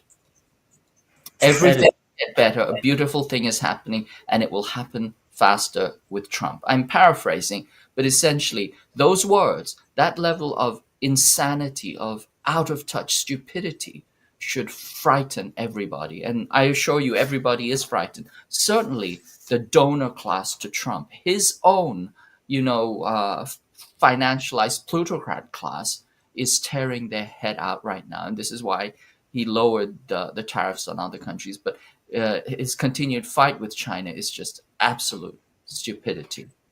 Well, he lowered the tariffs with other countries because of the bond market. They said it explicitly because of the bond market. Apparently, and as I was telling the audience, usually when there's like economic stress, the bond market is where people go to be safe. The thought being, okay, well, the US government is going to remain. So if we buy US treasuries, we know we're going to get the US treasuries back. So this is the place of safety. And it wasn't working that way. The inverse was taking place, where people were selling bonds, or countries were selling bonds. And when they went to auction more, nobody bought them. Nobody would buy them, which gave this impression like, oh my God, the integrity of the state is being on some level challenged, or at the very least questioned. And they started to freak out. Hence, Trump came back down and was like, okay, we will cut this to 10%, but we're going to keep him on China. China also has US treasuries, correct? Correct, yes. They have a ton of them. Probably somewhere in the range of 700 billion last time I counted. It's not quite clear. So they could sell those off, but there is a massive sell-off of T-bills, and we don't think it's China. We think it's other countries. All countries are divesting themselves from the United States. So this capricious activity is not only, torn a hole in confidence, but it's demonstrated. Here's the thing. It's not simply that it's capricious. It's not simply that it's, constantly shifting and changing, but it looks crazy and it looks stupid. And when you look crazy and stupid, you lose the confidence of everybody. You just can't do business with that. Why don't they sell off those treasuries to make a point? It's a long story, but they have been. The short answer to that is yes, they have been. They used to have about 1.2 trillion, and they've gotten rid of about half of it or close to half of it, and they'll continue to get rid of them, and they will diversify those that capital into other sources. But they're trying to do it gently and slowly. Who knows? They could start to accelerate, but at this current point, they don't need to do anything. If they sold those off, they would also take a hit. So they're trying to minimize that loss, but they would have to sell them. They wouldn't get, face value for them. So they're trying to minimize that loss. They're trying to offload them onto other, countries who want to buy them. but I think over the long term, it is going to seriously damage, I mean, it already has the confidence in the United States as a kind of a safe harbor. We know now that there is no such thing as a safe harbor. There is a complete lack of trust and a complete lack of confidence in the United States. And that will have tremendous impact on U.S. markets. I was looking for this clip that I played earlier because I wanted to get your take on the clip, and for the life of me, I can no longer find the clip. Let me ask you something else. So, the position of China is effectively, okay, we're not going to respond if you guys do anything else. But they have been trying to work with other countries. They went to Australia. Australia didn't want to be bothered. But they're also going to the European Union. And so there was a report out that the European Union is meeting with China in July. The European leaders apparently had their own retaliation package, but they held the retaliation package. Basically, they had to stay their hand for a time being. But EU leaders plan a trip to Beijing in July for the summit with Xi Jinping. My thought is, why don't these countries work together on this? I mean, for all intents and purposes, if the bully gets you in the corner in the gym class, okay, that's you one-on-one. If 10 of you are together, okay, that's different. It seems to me from my point of view, this is the tipping point. I find this to be every bit as important as Ukraine and Russia, where the tipping point was the United States was trying to articulate turn kinetic military power and assert that military power through a proxy, and they lost, or at the very least are in the process of losing. And in this case, they're trying to kinetic or turn potential energy in regards to economic sense, kinetic, in using this kind of the might of the financial system of the US to attack other countries. Whereas China is effectively saying, no, you don't have that power. You can't do that to us. That doesn't work with us, which on some level is a change. If this was the 2000s, okay, this might work. We're in 2025. And at the very least, China is saying no. And it seems like they're trying to work with other countries in order to make that no that much more forceful. Do you think they're going to be able to do it? I saw Europe and China were in talks about the car market being one of the changes that were effectively taking place. What's going on with us? Too early to tell, Jamal, but I think that China's overtures will probably have some measure of effect. I think China is, reaching out. Clearly, it's reaching out to ASEAN. It's reaching out to its BRICS partners. Certainly, it already has good relations with Russia, and now it's reaching out to the EU and see if they can build a coalition to resist Trump's tariffs. Now, China is doing that. It's also developing its internal market, what's called the dual circulation. It's developing its internal market, and then it'll do a whole bunch of QE type, stimulation measures inside its own economy. It's not a lot of money that China has to overcome. Like I said, the 3%, it's 3% of GDP, China's trade with the United States. That's the size of a large Chinese city. The entirety of the United States is equivalent to about the size, the GDP growth of a Chinese city. So wow. It's not a make or break deal with it. It's slightly painful. There'll be some penny pinching, some waist tightening, but they have tools to deal with it, both reaching outwards, stimulating, the economy, consumption internally, as well as, increasing pulling on various fiscal levers. So they will weather it. And in fact, if you look at, the kind of elite Washington magazines like Foreign Affairs, they have just come out with an article. They said trade wars are easy to lose. Beijing has escalation dominance. Beijing has escalation dominance over the US. They're exactly right. And they point out, one of the reasons is because the US, what it gets from China are goods. And what China gets from the US is money. Now, money is fungible. That is, you can replace money with money. So you can replace it through a variety of different ways. But what the US gets from China are finished goods or intermediary goods. Those are not easy to replace. That supply chain is not easy to replace. And in certain cases, there are things that are almost irreplaceable. I'm talking about, the 17 lanthanides, rare earth metals, etc., which China has put, restrictions on about 7 of them. That could also be tightened further.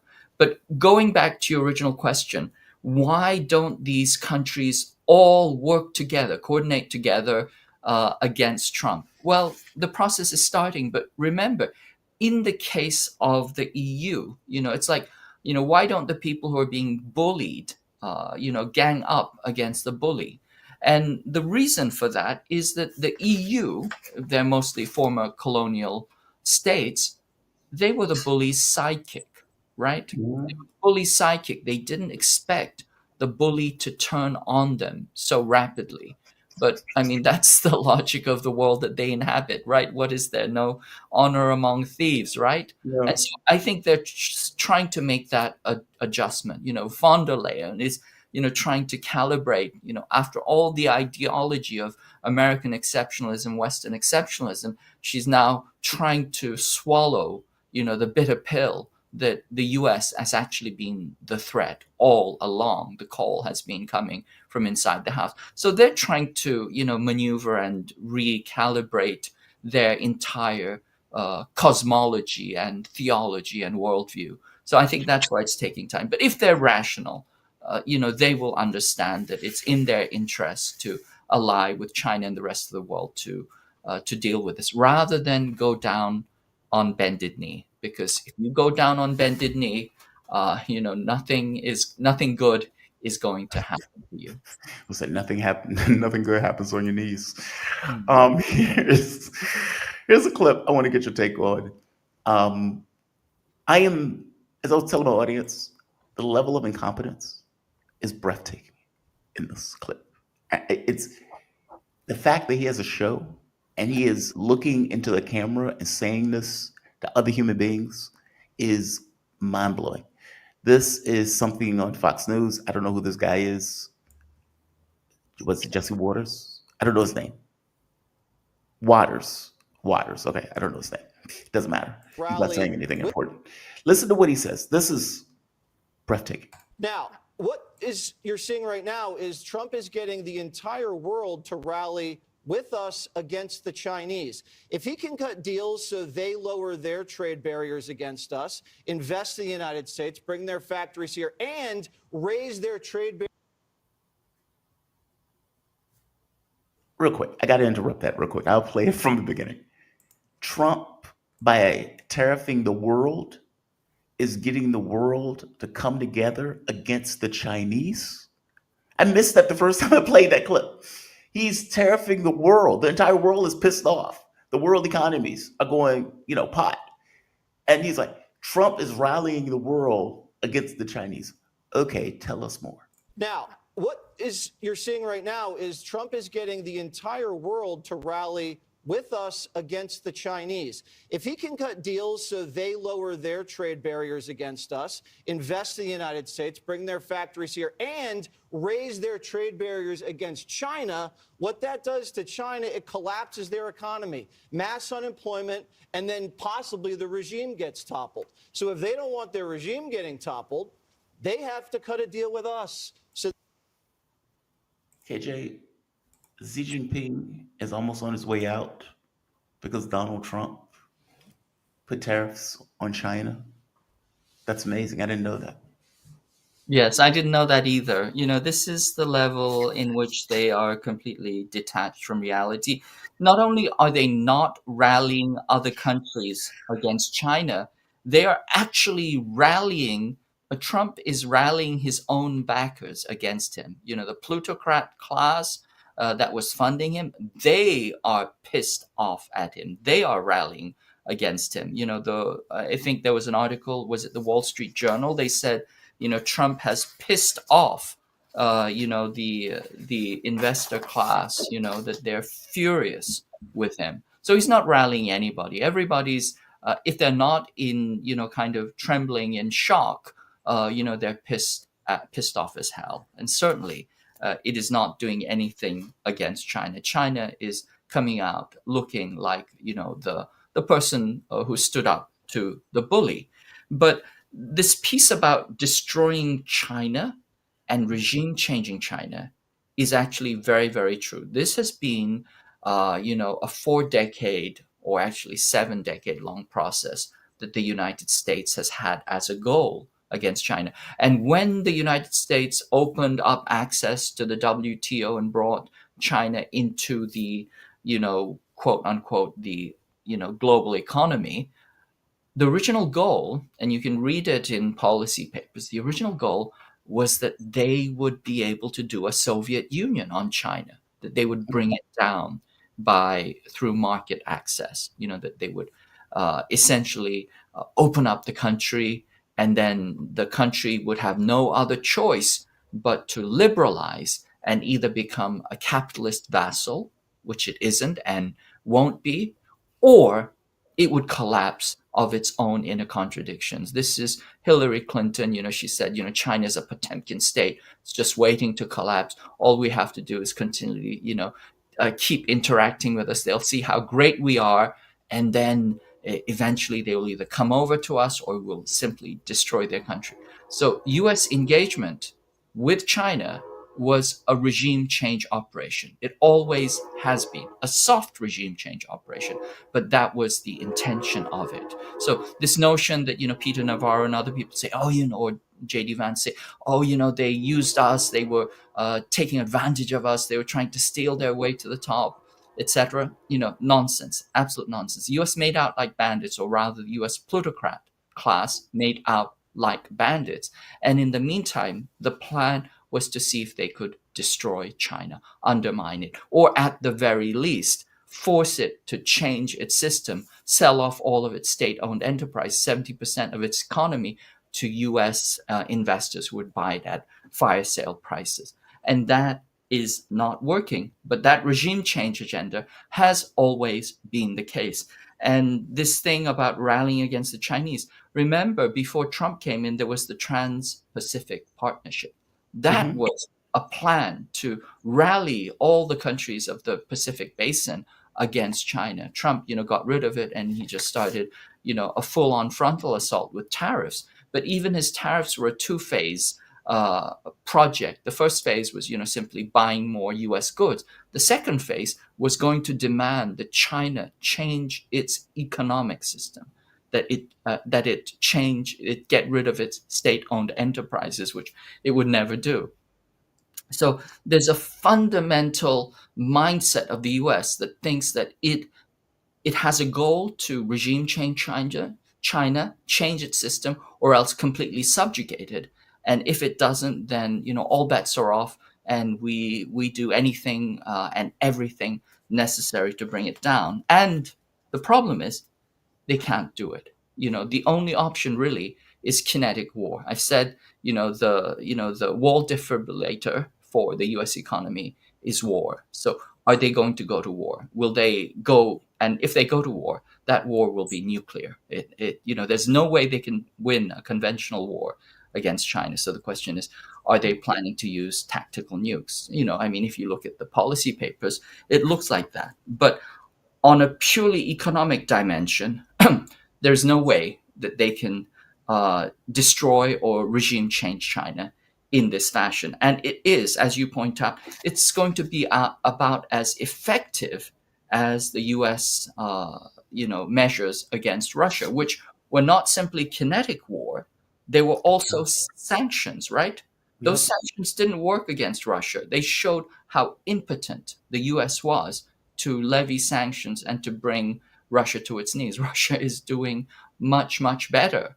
And so I think that, once again, these tariffs will show the impotence of the bully against the rest of the world, and certainly against the powerful and developing Chinese who are standing up for the rest of the world. I would love to hear your take on the interview I had with Brian Berletic.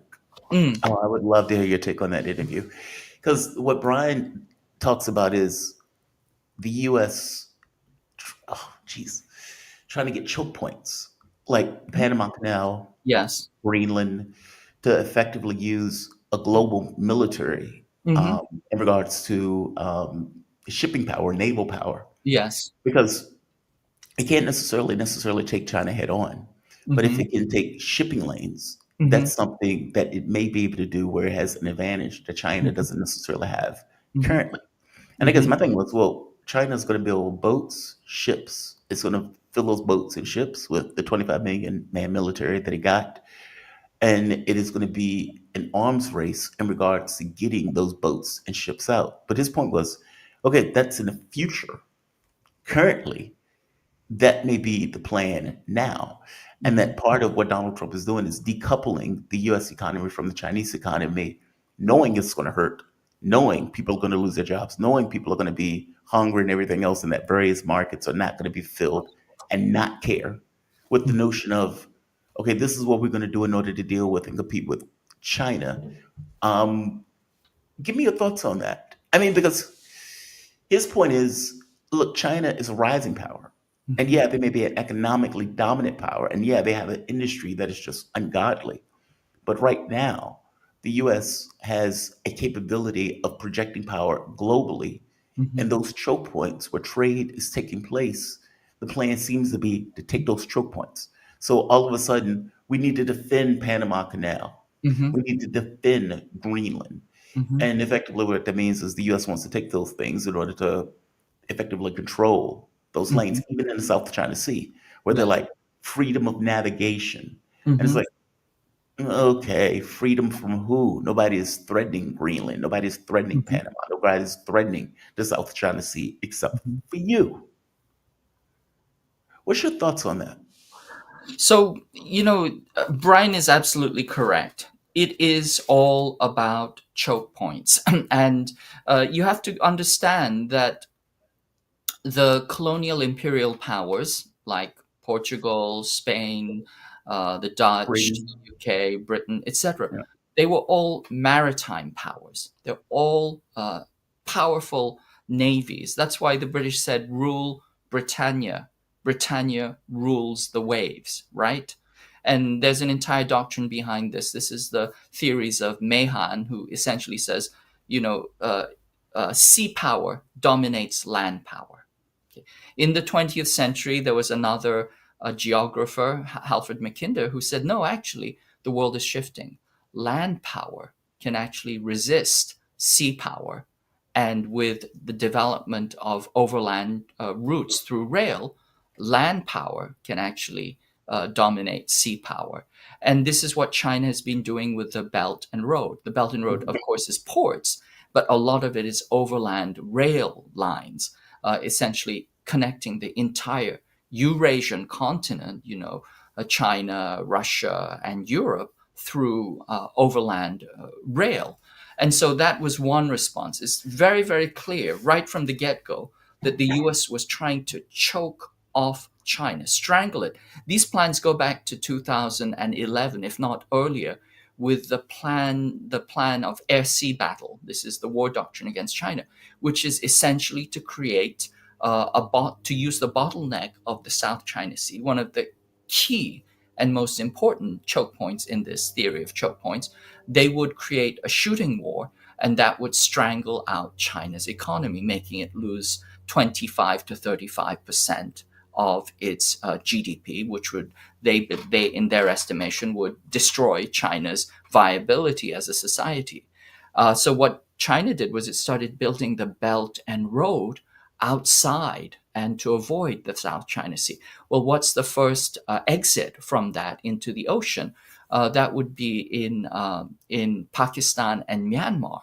And both of those countries have been completely destabilized. And I think, again, Brian would agree with me that destabilization, the destabilization of CPEC in Pakistan with the Baloch separatist movement is significantly influenced by U.S. interests. The NED, USAID, all of that. They were crawling in there.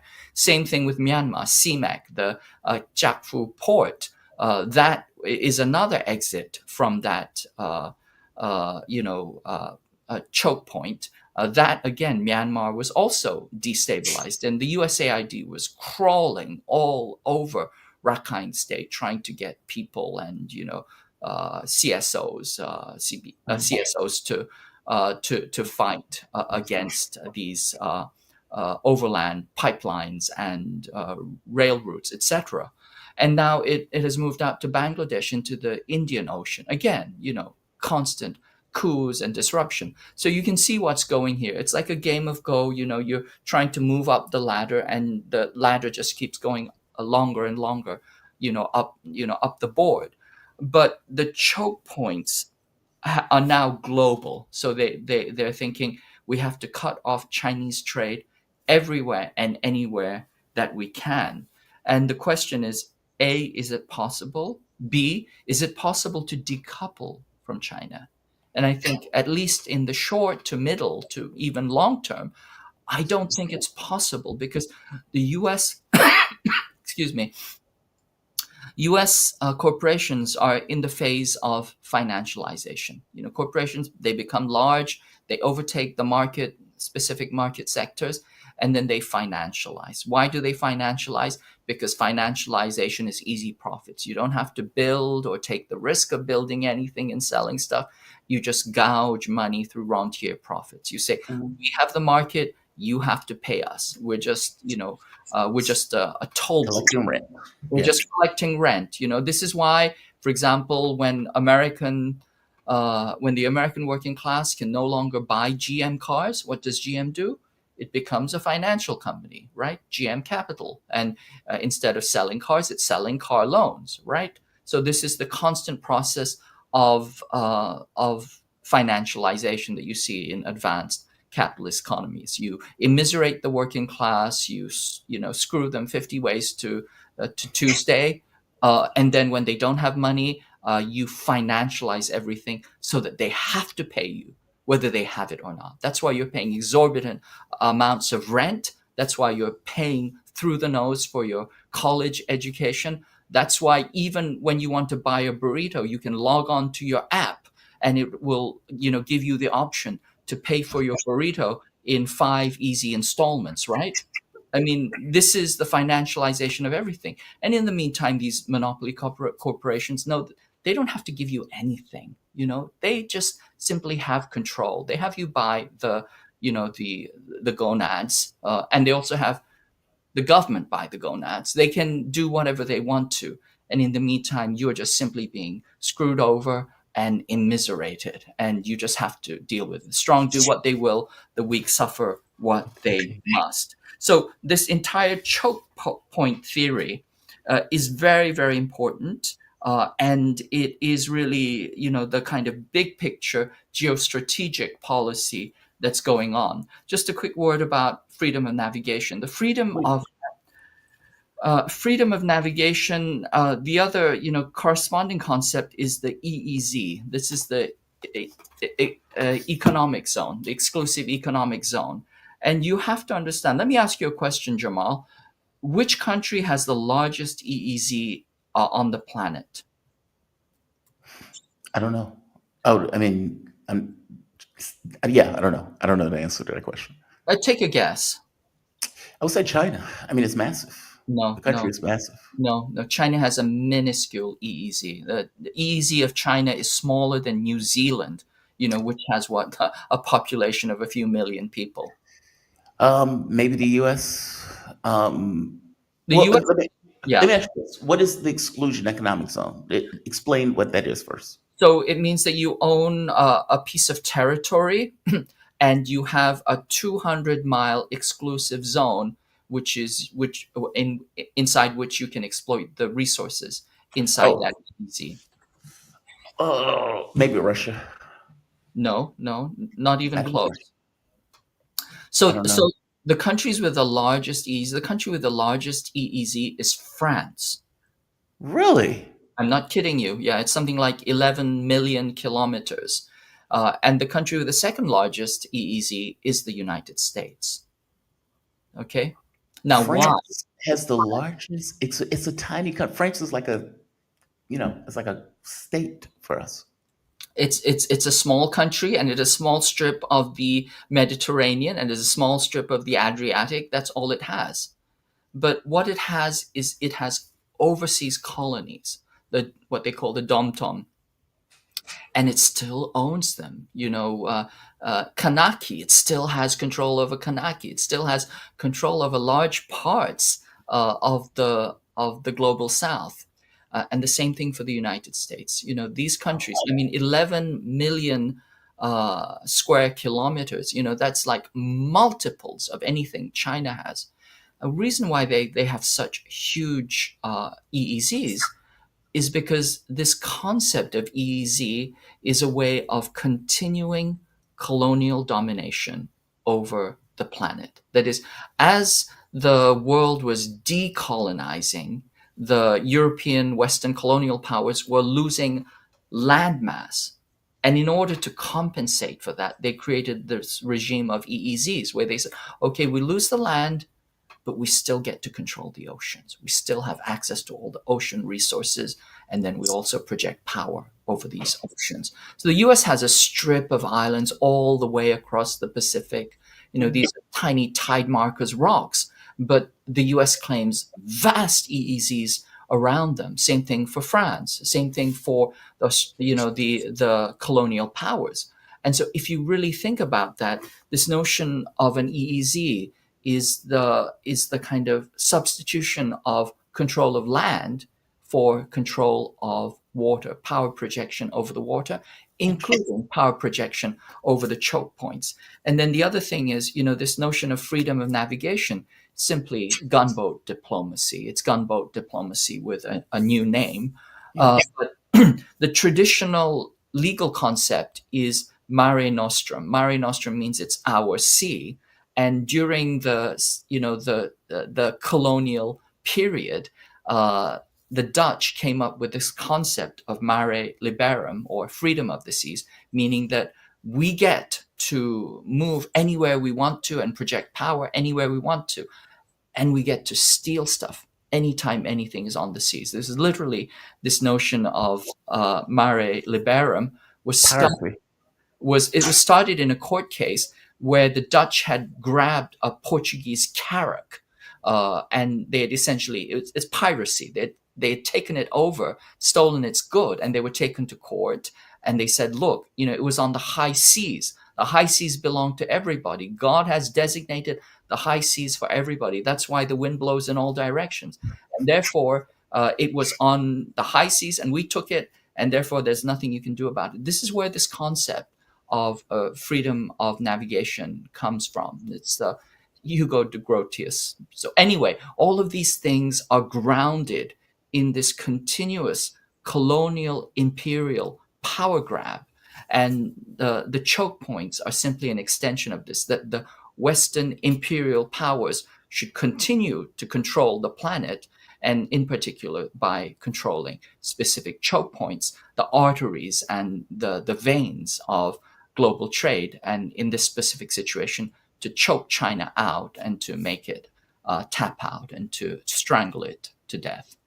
KJ, you are fantastic. I swear to God, you are. I am fortunate to even have you as a guest. I deeply appreciate you coming on the show. One last thing. I got to get one last thing in. Donald Trump. And I hate to follow what you just explained up with this, Spending money but I'm going to do it. I'm going to do it. This is somebody who's not that bright. Listen to what he says, and I want to get your take on it. About all of the people that say, well, deficits, if we have a deficit with the country, or if the country has a big surplus with us, like China has a massive surplus, that they take and they spend on their military. Well, we don't want that. I don't want them to take $500, $600 billion a year and spend it on their military. I don't want them spending money on their military. And I shouldn't have to spend money. We shouldn't have to spend it either. Okay. Well, I mean, this Neanderthal is president. Like, just knuckle dragging. Yes, absolutely. I mean, it goes back to what I said, this flat earth theory that, national wealth is a balance of payments. That's not how it works. National wealth is GDP. GDP is a flawed, index, but it still gives a much, much better understanding of what national wealth is than simply a balance of payments. That's not how it works. That's how it works in a neo-mercantile era, where you think that autarky or bullion, the accumulation of bullion and precious metals is actually a possibility. It's no longer possible in this modern world with connected supply chains. But it's like, as I said, it's like, you buy bread from the baker, he doesn't buy anything back from you, and therefore you're in a current deficit, and therefore you should stop buying bread from the baker. How stupid is that, And as this whole notion of deindustrialization, blah, blah, blah, they stole our jobs.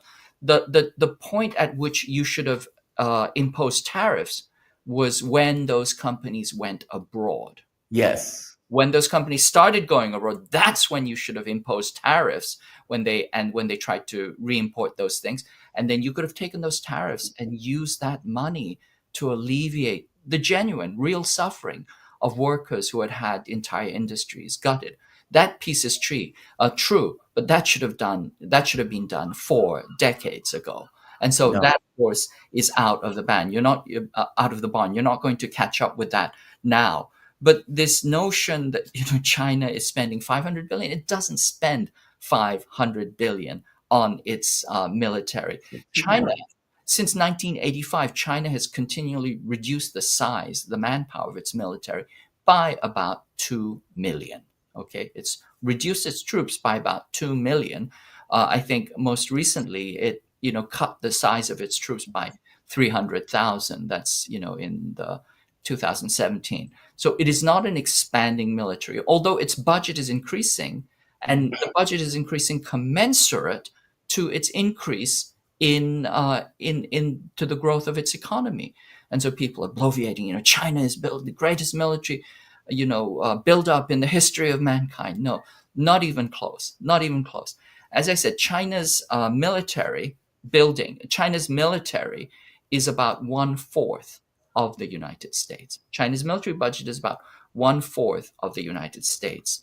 And to the extent that it has a military, this is mostly a defensive military because it knows the U.S. is out to get it, because it's encircling it with bases and weapons and alliances and standoff weapons.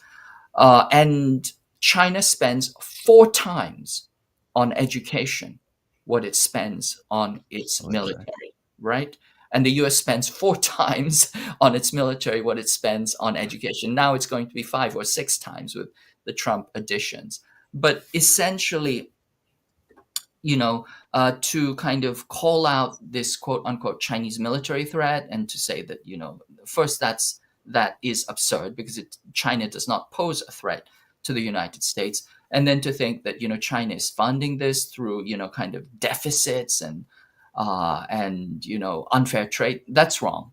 But what we do know is that the U.S. is paying for its military, its 800 bases around the world. A large part of that is coming from its exorbitant privilege as a global reserve currency, as the dollar, its capacity to print the dollar. So it's completely misguided, more flat earth thinking. And this is the problem. If you are that misguided, irrational, then you can't move forward. Because what you're saying doesn't make any sense. With a flat Earth theory, you are not going to be able to do global trade. And this is a flat Earth theory of economics. KJ, you are fantastic. I swear to God, the audience loves you. I love you coming on to the show. I thank you so much. KJ No, he's a journalist, political analyst, writer, and teacher specializing in the geopolitics of the Asia-Pacific region. He's contributor to the book, Capitalism on a Ventilator, once censored by Amazon. It is now available at iacenter.org. KJ, you are also on a show. Please tell the audience where they can find you. It is called The China Report on YouTube on the Breakthrough News Network. And this coming Tuesday, we will be having Ben Norton, and he and I will be unpacking this down to its, most critical detail. Fantastic. Ben Norton is another really good one. Shout out to both of you on this one. Thank you for this, KJ. I really do. Great breakdown. Thank you. You have a good one. Be safe. All right. I feel smarter listening to KJ. That is fantastic breakdown. I may come to some of the stuff intuitively, just from chess logic, in the way that it operates, and the thinking of, okay, well, they did this in the past, so this seems to be the angle that they're going with and everything else. KJ breaks that stuff down with a historical detail that is just fantastic. I don't nothing but good words to say about him. Man is awesome. He is absolutely awesome. We have come to the end, and I hope this was a fantastic show. This was an awesome show. Absolutely top-notch show. I got to be honest with you, this morning when I woke up, I had no idea what was going to happen with the 8 o'clock hour. And I was scrambling around trying to send out messages. And when Brian hit me up out of desperation, was like, would you come on at 8 o'clock? And he says, yes. I was like, thank you. Thank you. Thank you very much. Thank you. You see my scar? Yeah, you see my scar. I was like, thank you for this. And he was a fantastic guest. He really was. I want to thank all of you guys, actually. Let's see. We have Chats. Blarg gifted 5 memberships. 5 memberships. Shout out to you, Blarg. Thank you for that. And I love this icon. What is this? Super Mario. It looks like Super Mario. Dolan Deckett. Great discussion with KJ. Yes. Yes. KJ was fantastic. Dan Thomas, Jamal, it's been a great, what is it, at Shops? Jamal, it's been a great at Shops. I appreciate you, and I thank you and your guests and the people who come out day after day. Thank you all. Mama Thomas is telling everybody thank you. And she's right to do so. You're deeply appreciated. We had near 850 people here today. 850 people here today. We are growing. There's a buzz around. There's an energy about the show. There's momentum to it. And that momentum is from all of you also, meaning it's a family unit thing. I often think that, have you ever been on somebody else's channel and shocked when you got on the channel? Like when you see the chat and the things that the people will say in the chat, you're like, ooh, oh my God, that guy's racist, that guy's sexist, that guy's bigot. Like, you know, they be saying just outlandish stuff, hateful stuff, insane, crazy stuff. That is not my chat. And I seem to think that the host of a particular show and the channel that develops around the host are very similar to each other. At the very least, there's something that the host is putting out that the people who are around the host get. And for better or for worse, the chat forms around it.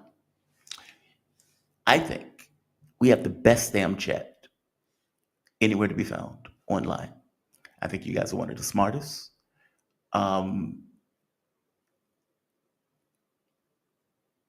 Yeah, I thank you. I just thank you. I appreciate it. We have one more. Arlene Chambers, top-notch show, Jamal, insightful guests, awesome. They were fantastic. They were fantastic. And I keep using the word fantastic.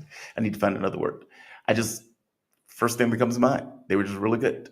I appreciate, let me move my head up a little bit. KJ's head was way down and everything. I tried to balance him out. No, I just appreciate all of you. And I thank you. And like I say, you can support PayPal, Super Chat. Oh, geez, my brain just went away. Super Chat, PayPal, Super Stickers, I suppose memberships are now part of a thing. Patreon, liking the video, sharing the video, all of those things immensely helps the show. All of those things I appreciate. We have one more. Anastasia Beaverhausen. Great show. You came on at 5 a.m. here and always look forward to it. Really? 5 a.m.? You're up that early. Well, I appreciate you being up at 5 a.m. The best damn morning show. Best damn morning show. Like some people are like, you doing news in the morning. My producer one day came to the office. He says like either his cousin, mom, girl, somebody. They were like, he's screaming to the mic at 7 a.m. Yes. If I'm pissed off and I'm doing a monologue, goddamn right I am. But whether on radio or otherwise, I don't want to be too loud because I'm in an apartment. I don't want people to complain. But Anastasia Beaver, thank you. You're the reason I get up in the morning. All of you are. I'm going to say like. I'm going to say share. I'm going to say subscribe. Faye Lou, Wanda USA. I think this is Elise Cotton. Jacob, Donald Medlock, CeeLo Mann, Douglas Miller, Kurt Boss, I can't pronounce that name, Alexander G, Heidi K, David K, Cherie, I have a cousin named Cherie, U.S. Navy vet, like Thomas hit the Joker last week and broke his hand on the Joker's job. I wish it was that cool. It was me looking like an asshole falling in the middle of the street trying to find a cab. No, U.S. Navy, it was not that cool. I wish it was. It was me like, in fact, it wasn't even that. It was, wait.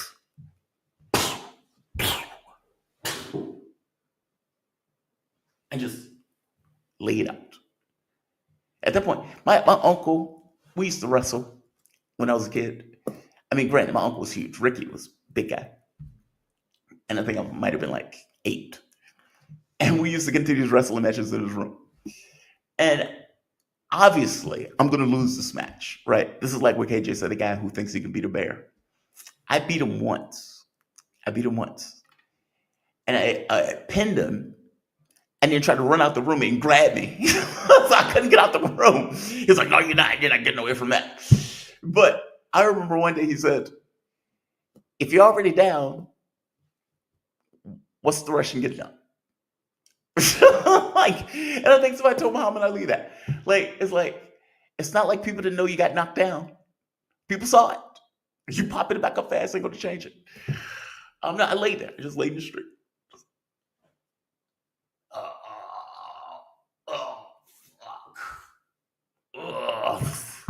It's like bleeding, like blood all over my face. And then cake. It was caked to my beard. Yeah. Neither that. It was not sexy. Not a sexy moment in the least. All right, I'm going to end this. I'm going to say I'm going to say Lisa Magic. Is that what somebody named her? Lisa Magic? Is that right? Oh, Magica. Okay, Magic would have been cooler. All right, I'm going to end this. I'm going to say share. I'm going to say subscribe. No, I do not have camera footage.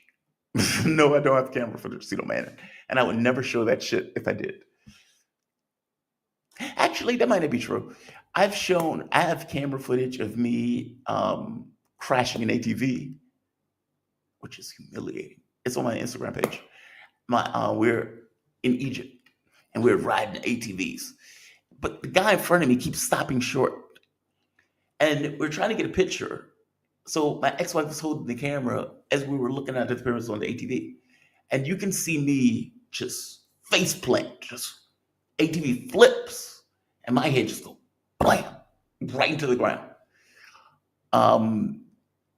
Same wrist, damaged, sprained also, scars all over my face, bleeding, my flip-flops destroyed. It was a mess. And you know what's wild about that stuff? It doesn't hurt till later. I don't know if your adrenaline is going nuts. I don't know what it is. But for the first few hours, it's not too bad. And at night, it just throbbed and throbbed and throbbed and throbbed. I was up all night, but that's a stupid thing. I got some pain meds that are once a day that just released all through the day that did phenomenally well with the pain. And I suppose it was, okay, I'm talking too much about this. This is bad enough. I'm going to say I'm going to say share, I'm going to say subscribe. I want to give a shout out to Brian. Brian, he gave some very kind words after the confrontation with Scott. And I appreciate him for it. And he effectively said, look, he's not coming on. I'll come on. Shout out to you, man. Thank you for that. In fact, I got some kind words from a few people on that issue. This is not me rehashing. I don't want to rehash. But shout out to those people who had my back on it, which, to be honest, was pretty much my entire audience. So thank you all. Have a good one, guys. Be safe.